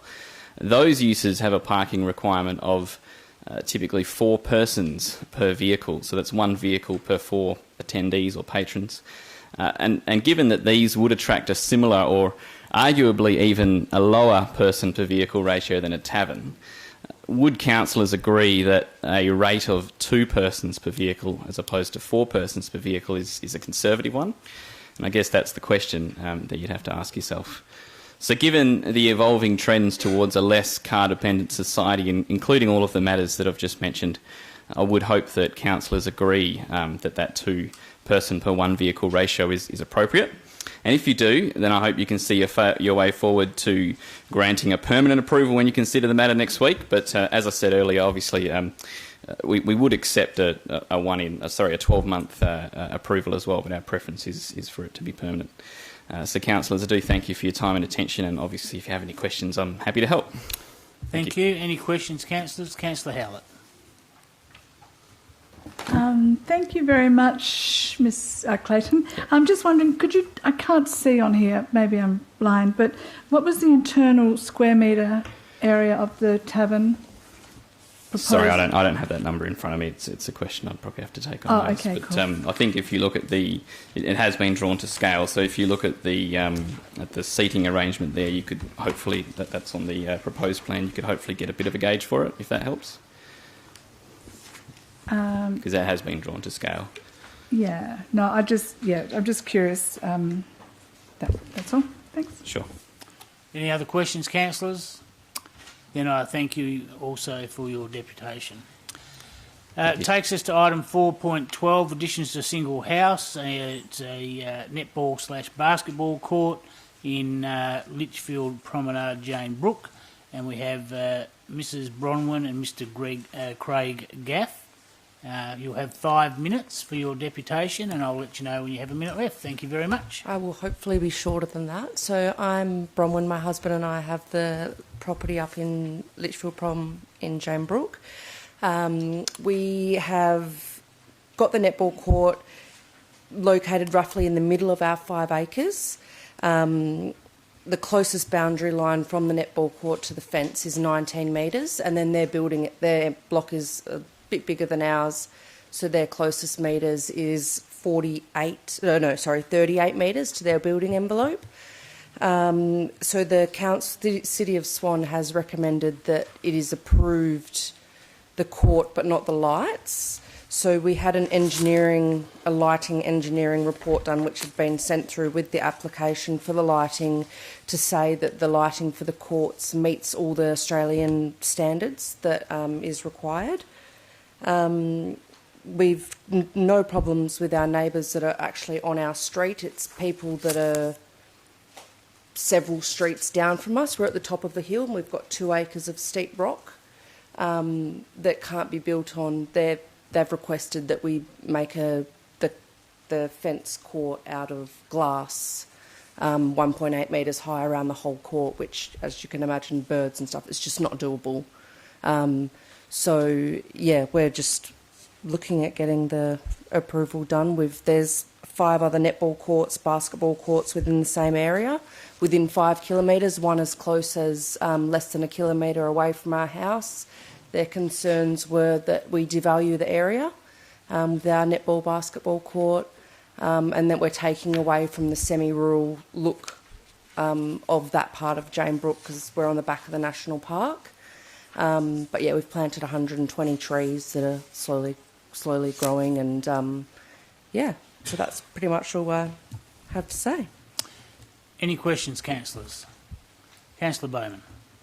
Just a quick one. You're in support of the recommendation. The recommendation is only for 2 of the lighting poles. So Okay, so they've approved. They've said they would support 2, but not 4. So is that what you're in favour of, or are you in favour of all 4? We're in favour of all 4. The lights are facing inwards and downwards directly on the court, so the only visibility that it's blocking is actually the view of our actual block itself. And their comment was the neighbour. So the neighbour, whoever, they circulated a letter around to everyone, people in Jane Brook, and their comment was that they used to enjoy, their words, they used to enjoy looking at our block, and now they don't because they can see the top of the court, not from their property, but you have to drive to 2 streets about a K away from us, and then you can see the top of the fence line of the court, and that was their main concern. So if we will fight to get the 4 lights approved because we already had them installed. We didn't know we had to get approval to put lights in the middle of 5 acres, but our mistake. So we will follow whatever process there is to the end, and if they don't get approved, then we will remove 2. But yeah, it's not our preference because they'll get used, we said, roughly 3 times a year. I'm a netballer, that's why I want it, to enjoy it with my family. So that was probably my next question. How often do they get used each week, and how long? They've never been, the only time we've ever turned them on so far, and we've had them installed roughly about 6 months, was when we had an intruder and the police asked us to turn them on. We were recommended not to turn them on until it's been approved. But I'm maybe 3 times a year, maybe 5 times a year. It's just recreational if we're having Christmas at our house or a family barbecue, which we don't do very often. That if, I've got 10 nieces and nephews, that if we all want to use the netball court together and throw the ball around, that's something that we can enjoy. Yeah. Councillor Howlett. Thank you for your deputation. Did you receive approval for the netball court? Did you put an application into the city and receive approval for that prior to commencing building it? No, we did not. We didn't know that we had to, pretty much. We'd put in approval for a shed and obviously for the house, and we did all that, and then I decided that I wanted a netball court, so we started to do that. And then we haven't laid the asphalt, we haven't put in the furniture, the hoops, or anything like that yet. So we have put in the posts for the chain link fence, but so we had started, we didn't realise that we had to. Okay, so and with that, so you put the lights up before you put down the asphalt and before you put the rings in? Yes. So you put the fencing in? The posts, yeah. The posts, and you put in the lights? You do that before the asphalt because as per recommended by the WA Sporting Company, you don't put the actual furniture in until after the asphalt's done and they cut it out. But for the lights, and they need to do all the electrical wiring obviously before the asphalt goes in, which we've all put in. And for what was the other thing you said? And for the poles, they like to put that in before the asphalt as well, just so it looks neat. Yeah. Any other questions, councillors? Then I've got one. I've been up and had a look at the site. Magnificent house, beautiful courts. Thank you. Would you consider placing the 2 most eastern lights on the same side as the western light? So you still have the 4 light poles, but they'd all be shining towards the national park and rather down the hill into the residential area. It's definitely something we'd consider.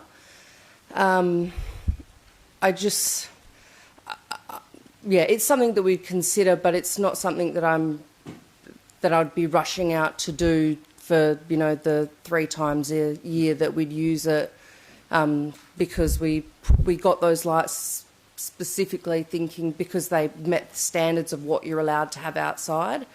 We would do it, yes. Do we want to do it? Not particularly, no. Okay.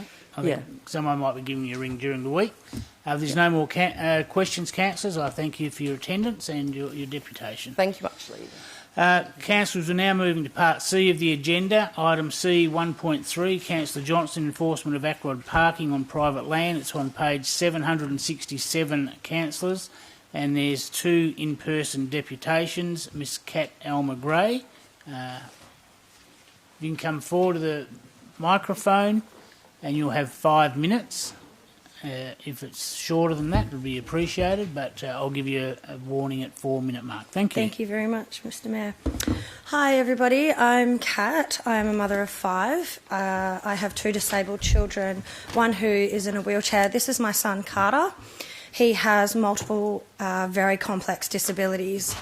On a daily basis, I have used, lived or worked in the City of Swan since I was 16 in 2006. I was a disability support worker, and as such, whenever we would access areas within City of Swan, it was almost a daily, and is still currently almost a daily issue of people parking without an ACROD permit in an ACROD bay. That makes our life almost impossible. I'll share some facts with you. These are just some of the things that we hear. I won't be long. There's plenty of bays available. I was doing a good community deed. No one ever asked me to move. What a tantrum over something so simple. It's hilarious the lengths people will go to discredit us. Election mania. If they are that disabled, should they even be in the community? My son was 6 when that was said to us by someone parking to use the ATM at the shops. He was 6. Those bays are my son's day. If we cannot access them because somebody's arrogance, thinking they deserve it more than we do, we have to turn around and go home. I don't know the personal stories of councillors, but I will ask these questions. Have you ever had to watch your child's heart break because you can't access a building or an event and take them home kicking and screaming, making them further feel like they don't belong? Have you ever injured yourself or your disabled loved one because of accessibility issues within your council? I have. I am currently nursing an extremely painful injury and I was in hospital until late last night. There is 90,000 ACROD permit holders in Western Australia alone. The current minimum fee as of, I think it was April 2020, was increased to $500 on the spot fine, up to a maximum of $5,000 if taken to court. There are 30 local councils who have joined This Bay is Someone's Day campaign, including the City of Belmont and the City of Victoria Park. The 3rd of December this year is International Day for People with Disabilities, and I am urging Council to make enforcement of ACROD parking happen immediately.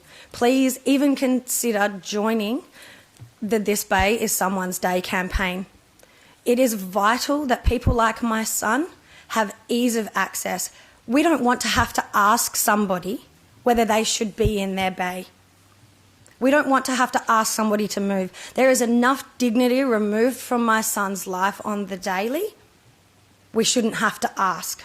We should not have to be embarrassed, and we should not have to be mocked by councillors on social media either. The distress that I feel daily is horrendous. My son deserves better than this.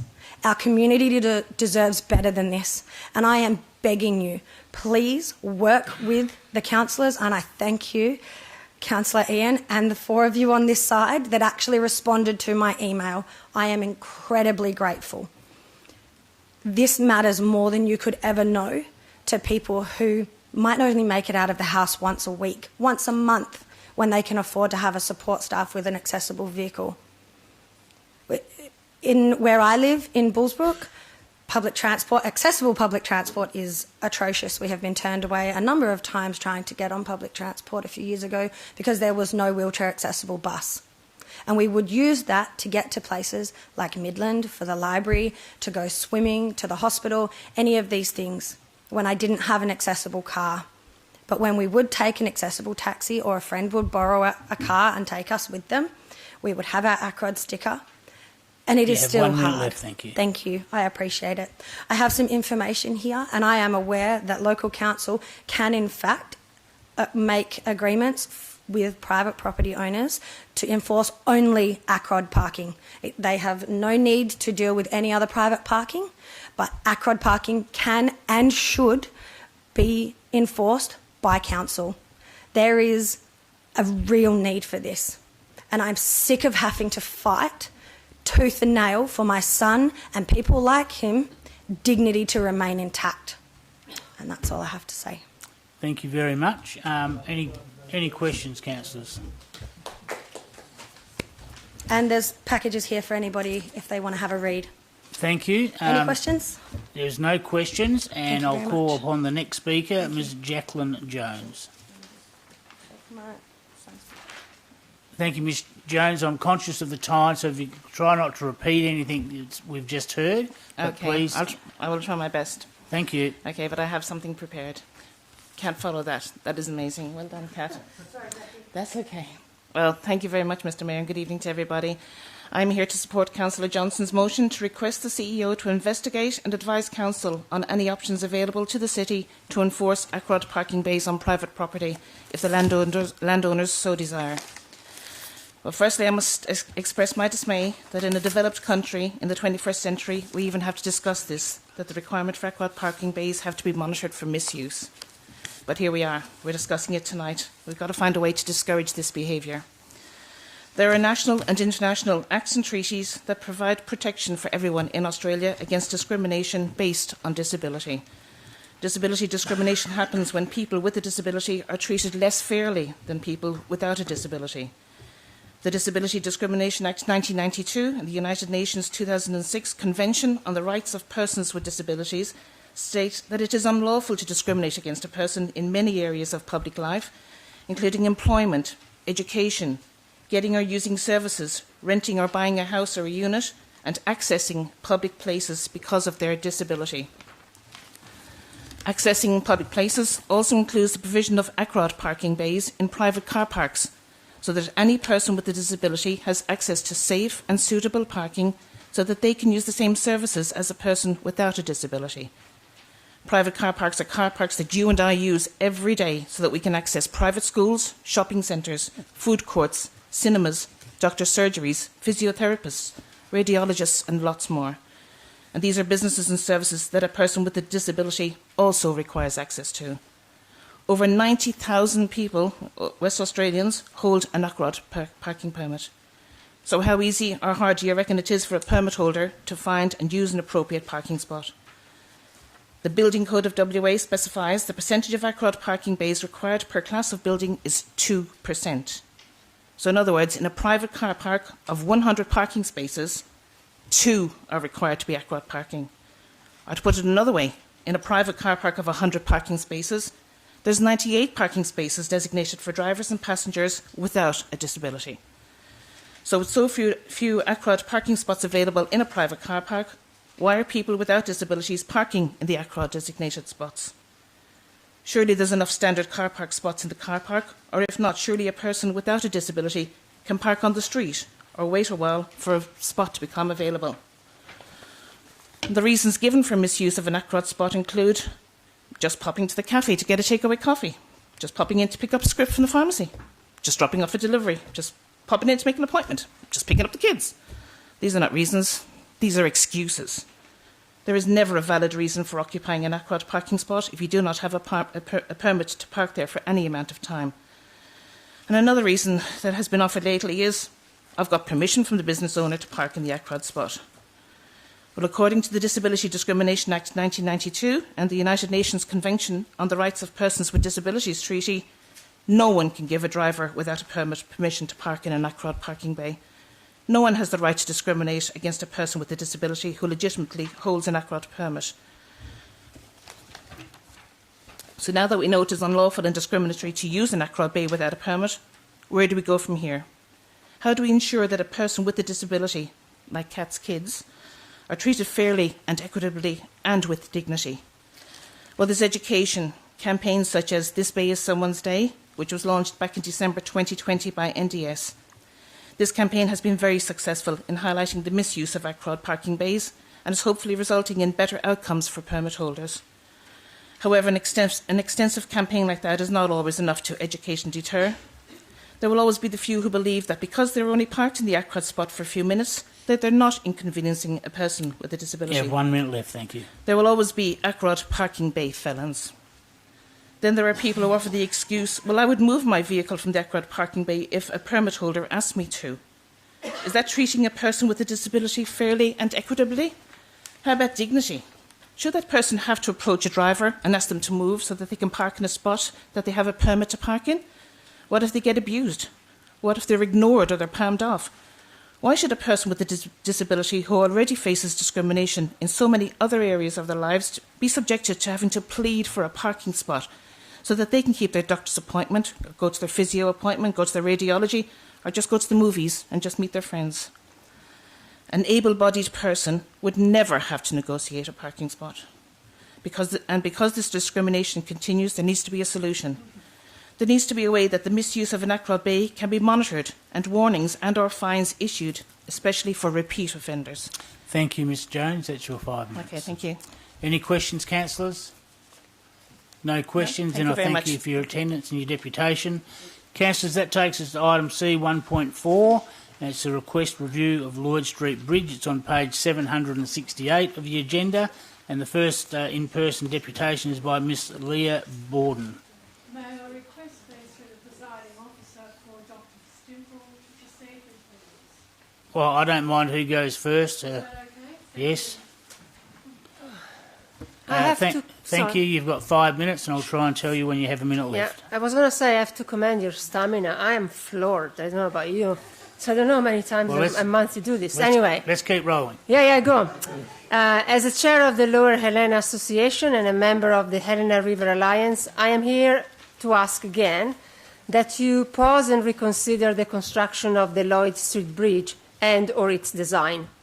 During the last month, we have been very busy looking at reports, paper, guidances, and whatnot, and we have identified additional issues that should motivate you to give due consideration to these alternatives. The bridge has been in the making for 30 years, and getting it right should be a top priority. In carrying out our research into the clearing permit CP 818/1867, which is the one associated with the clearing for the bridge, and I believe the City of Swan has already approved, we discovered that the permit may not be in compliance with its own conditions. I have a small list here. We gave you a handout with a very detailed review of that clearing permit. In particular, a wetland field assessment is missing from the clearing permit. It should be there. The Lower Helena Association, which is the local land care group for the lower catchment, has not been invited to submit feedback in relation to the clearing permit, and we think we should have been asked to review the proposal. The potential for acid sulfate soil within the project area has not been assessed or commented to, and it should have been done based on the guidelines. The flora and to extend the fauna survey was conducted outside the area to be cleared, missing the secondary branch of the Helena River and associated billabong, and we think it should have been spot on the clearing area while it's not. Again, the bridge and its design does not perform environmentally or culturally. The location associated with the project area is one of the last where a remnant wooded functional floodplain is present and intact. The Workshop Avenue, the Lloyd Street Bridge, and the duplication of the bridge at the Roe Highway will see approximately 10 hectares of remnant wooded floodplain listed as conservation wetland removed. This roughly will equate to losing about, give and take, the majority of this habitat in these locations. Unique ecological linkages in the urban areas will be destroyed. The City of Swan will lose an asset and an unrecognized community resource that could be developed to become a major biodiversity and cultural attraction. And just to set the record straight so everybody is on the same page, the local elders did not want this bridge. Their cultural imperative was that the flow of water across the floodplain was not blocked from its natural path. The cultural imperative was never about opportunities for environmental rehabilitation, represented by the 1 in 6 better slope. It was always about not blocking the flow of water. So what caused more blockage in your opinion? Pylons or better? Main Roads has done the wrong thing by firstly ignoring the traditional owner's decision to withhold their consent. Now they are going to compound this wrong by building a bridge that does most harm in terms of cultural imperative that was identified by the consultant. And is the city of Swan going to be complicit in this? Mayor, I was told that you are a fan of bridges by someone. This is your opportunity to build the city of Swan the best bridge in town, one that bridges cultures, that makes true of the commitments and promises you personally made at the opening of the park last week, where you publicly declared that you want to build a strong and positive relation with the traditional owners and pledge to listen to them.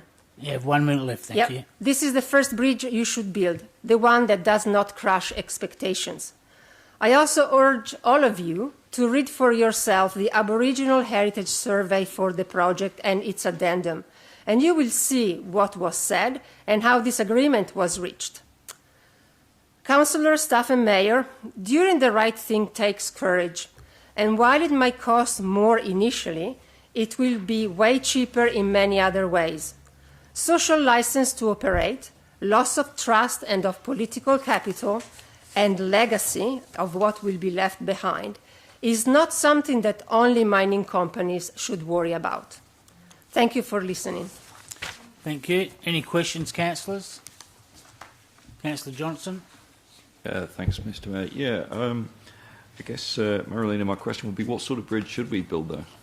Well, that's a very good question, and I think it should go back to the drawing board, ask and discuss more with the traditional owners, but one that will not infill 80% of the floodplain. Pylons. I know that people think the traditional owners don't want pylons, but read that report, read the anthropological findings and how those consultations were discussed. They were made to decide on the spot whether they prefer this or that design. So we were given the reports by the traditional owners that asked to the anthropologists. I think you can do the same. Thank you. Any other questions, councillors? Okay. Any other questions? No. Thank you for your attendance and your deputation. We'll wait till we hear the other deputation and then we'll do staff questions at the end. So thank you, Mr. Leah Bowden, and you'll have 5 minutes and I'll try and tell you when you've 1 minute left. Thank you. Thank you, Mr Mayor, councillors, CEO and staff. From the city's own documents, it is clear there is an intent on the part of the city to protect the city's biodiversity. In its forward to its 2021 to 2026 biodiversity strategy, it states, the City of Swan is part of an internationally recognised biodiversity hotspot. This means that we have a great diversity of plant, animals and microorganisms, many of which are found nowhere else on Earth.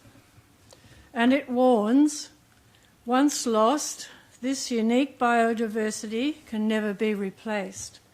The natural environment of the city also provides a valuable ecosystem and significant cultural, health, aesthetic and recreational values for our community and the city. All of this is under significant threat as the Perth metropolitan area expands, making it critical to protect our unique natural environment. It proposes that this local biodiversity strategy provides a framework for the protection of significant local natural areas across a privately owned and local government managed land within the City of Swan.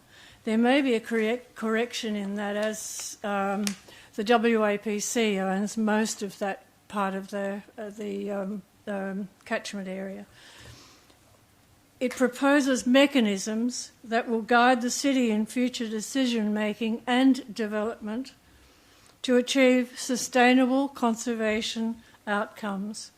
The strategy outlines clear actions that utilise existing city functions to ensure the city's biodiversity values are retained, protected and managed into the future. All of these statements are applicable directly to the Helena River and its catchment area, and it is clear that the city's intention is to enhance, preserve and protect local ecology and biodiversity of the natural ecosystem, a strong intention on the part of the city. The subject land about to be affected by the development of the Lloyd Street Bridge is under the MRS, the City of Swans LPS 17, within a Parks and Recreation Reserve, and is further classified as a conservation category wetland. That should afford it really strong protection. Wetlands are defined in the guideline for the determination of wetland buffer requirements, the WAPC's document of 2005, and in foreshore definitions in the Hassel report, which I'm sure most of you have read, of 12th of August 2020. An objective of the Hassel report was to ensure that adequate protection and consideration is given to the Helena River. We argue that in agreeing firstly to the development of the bridge and secondly to its proposed design, a lacuna exists between the intent of the city's biodiversity strategy and its application. Ab initio, the bridge and sequentially its design does not meet any of the city's own stated eco-biodiversity strategy criteria. You have 1 minute left, thank you. Thank you. And those in other of its policies and vision statements. We are concerned to know why, in agreeing to the development, Council considers the bridge and its design meets the criteria in its own pronounced statements and intentions in respect of the biodiversity and protection and enhancement of it. Bulldozers are due to arrive in early to mid-December to mow down the old growth trees and disturb and destroy this ancient, gentle habitat. Mayor Lucas, councillors, CEO and Mr Edwards, as the present-day custodians of an integral part of our unique and diverse biosphere, we ask that if you have not yet been down to the site, you will join us this November or in your own time to walk and see what stands to be lost. We ask that the Helena River catchment area not be added to other sorrows for its Aboriginal ancestral custodians. And respectfully, councillors, I ask that the issues raised by me be included in the request from Dr Stimfel for Mr Edwards to provide his findings and recommendations in a report, and for the report to be considered by this council and Main Roads and made available to my association, the Woodbridge Ratepayers Association, so that I can inform my members, the Helena River Alliance, and as a public record. Thank you. We believe a review is necessary before it's too late. Thank you. Thank you. Any questions, councillors? Being no questions, Sorry. there's no questions, so thank you for your attendance and deputation. Councillors, that finishes, and also note there's a written deputation from the Helena River Alliance. That takes us to confidential items, councillors, so I'll need a motion to move behind closed doors. Move Councillor Parry, seconded Councillor Richardson, that we move behind closed doors. The first item, we'll just wait for members in the gallery to leave, but I can still talk. The first item will be C 3.3, Swan Guildford Historical Society Funding Agreement, on page 780 of the agenda.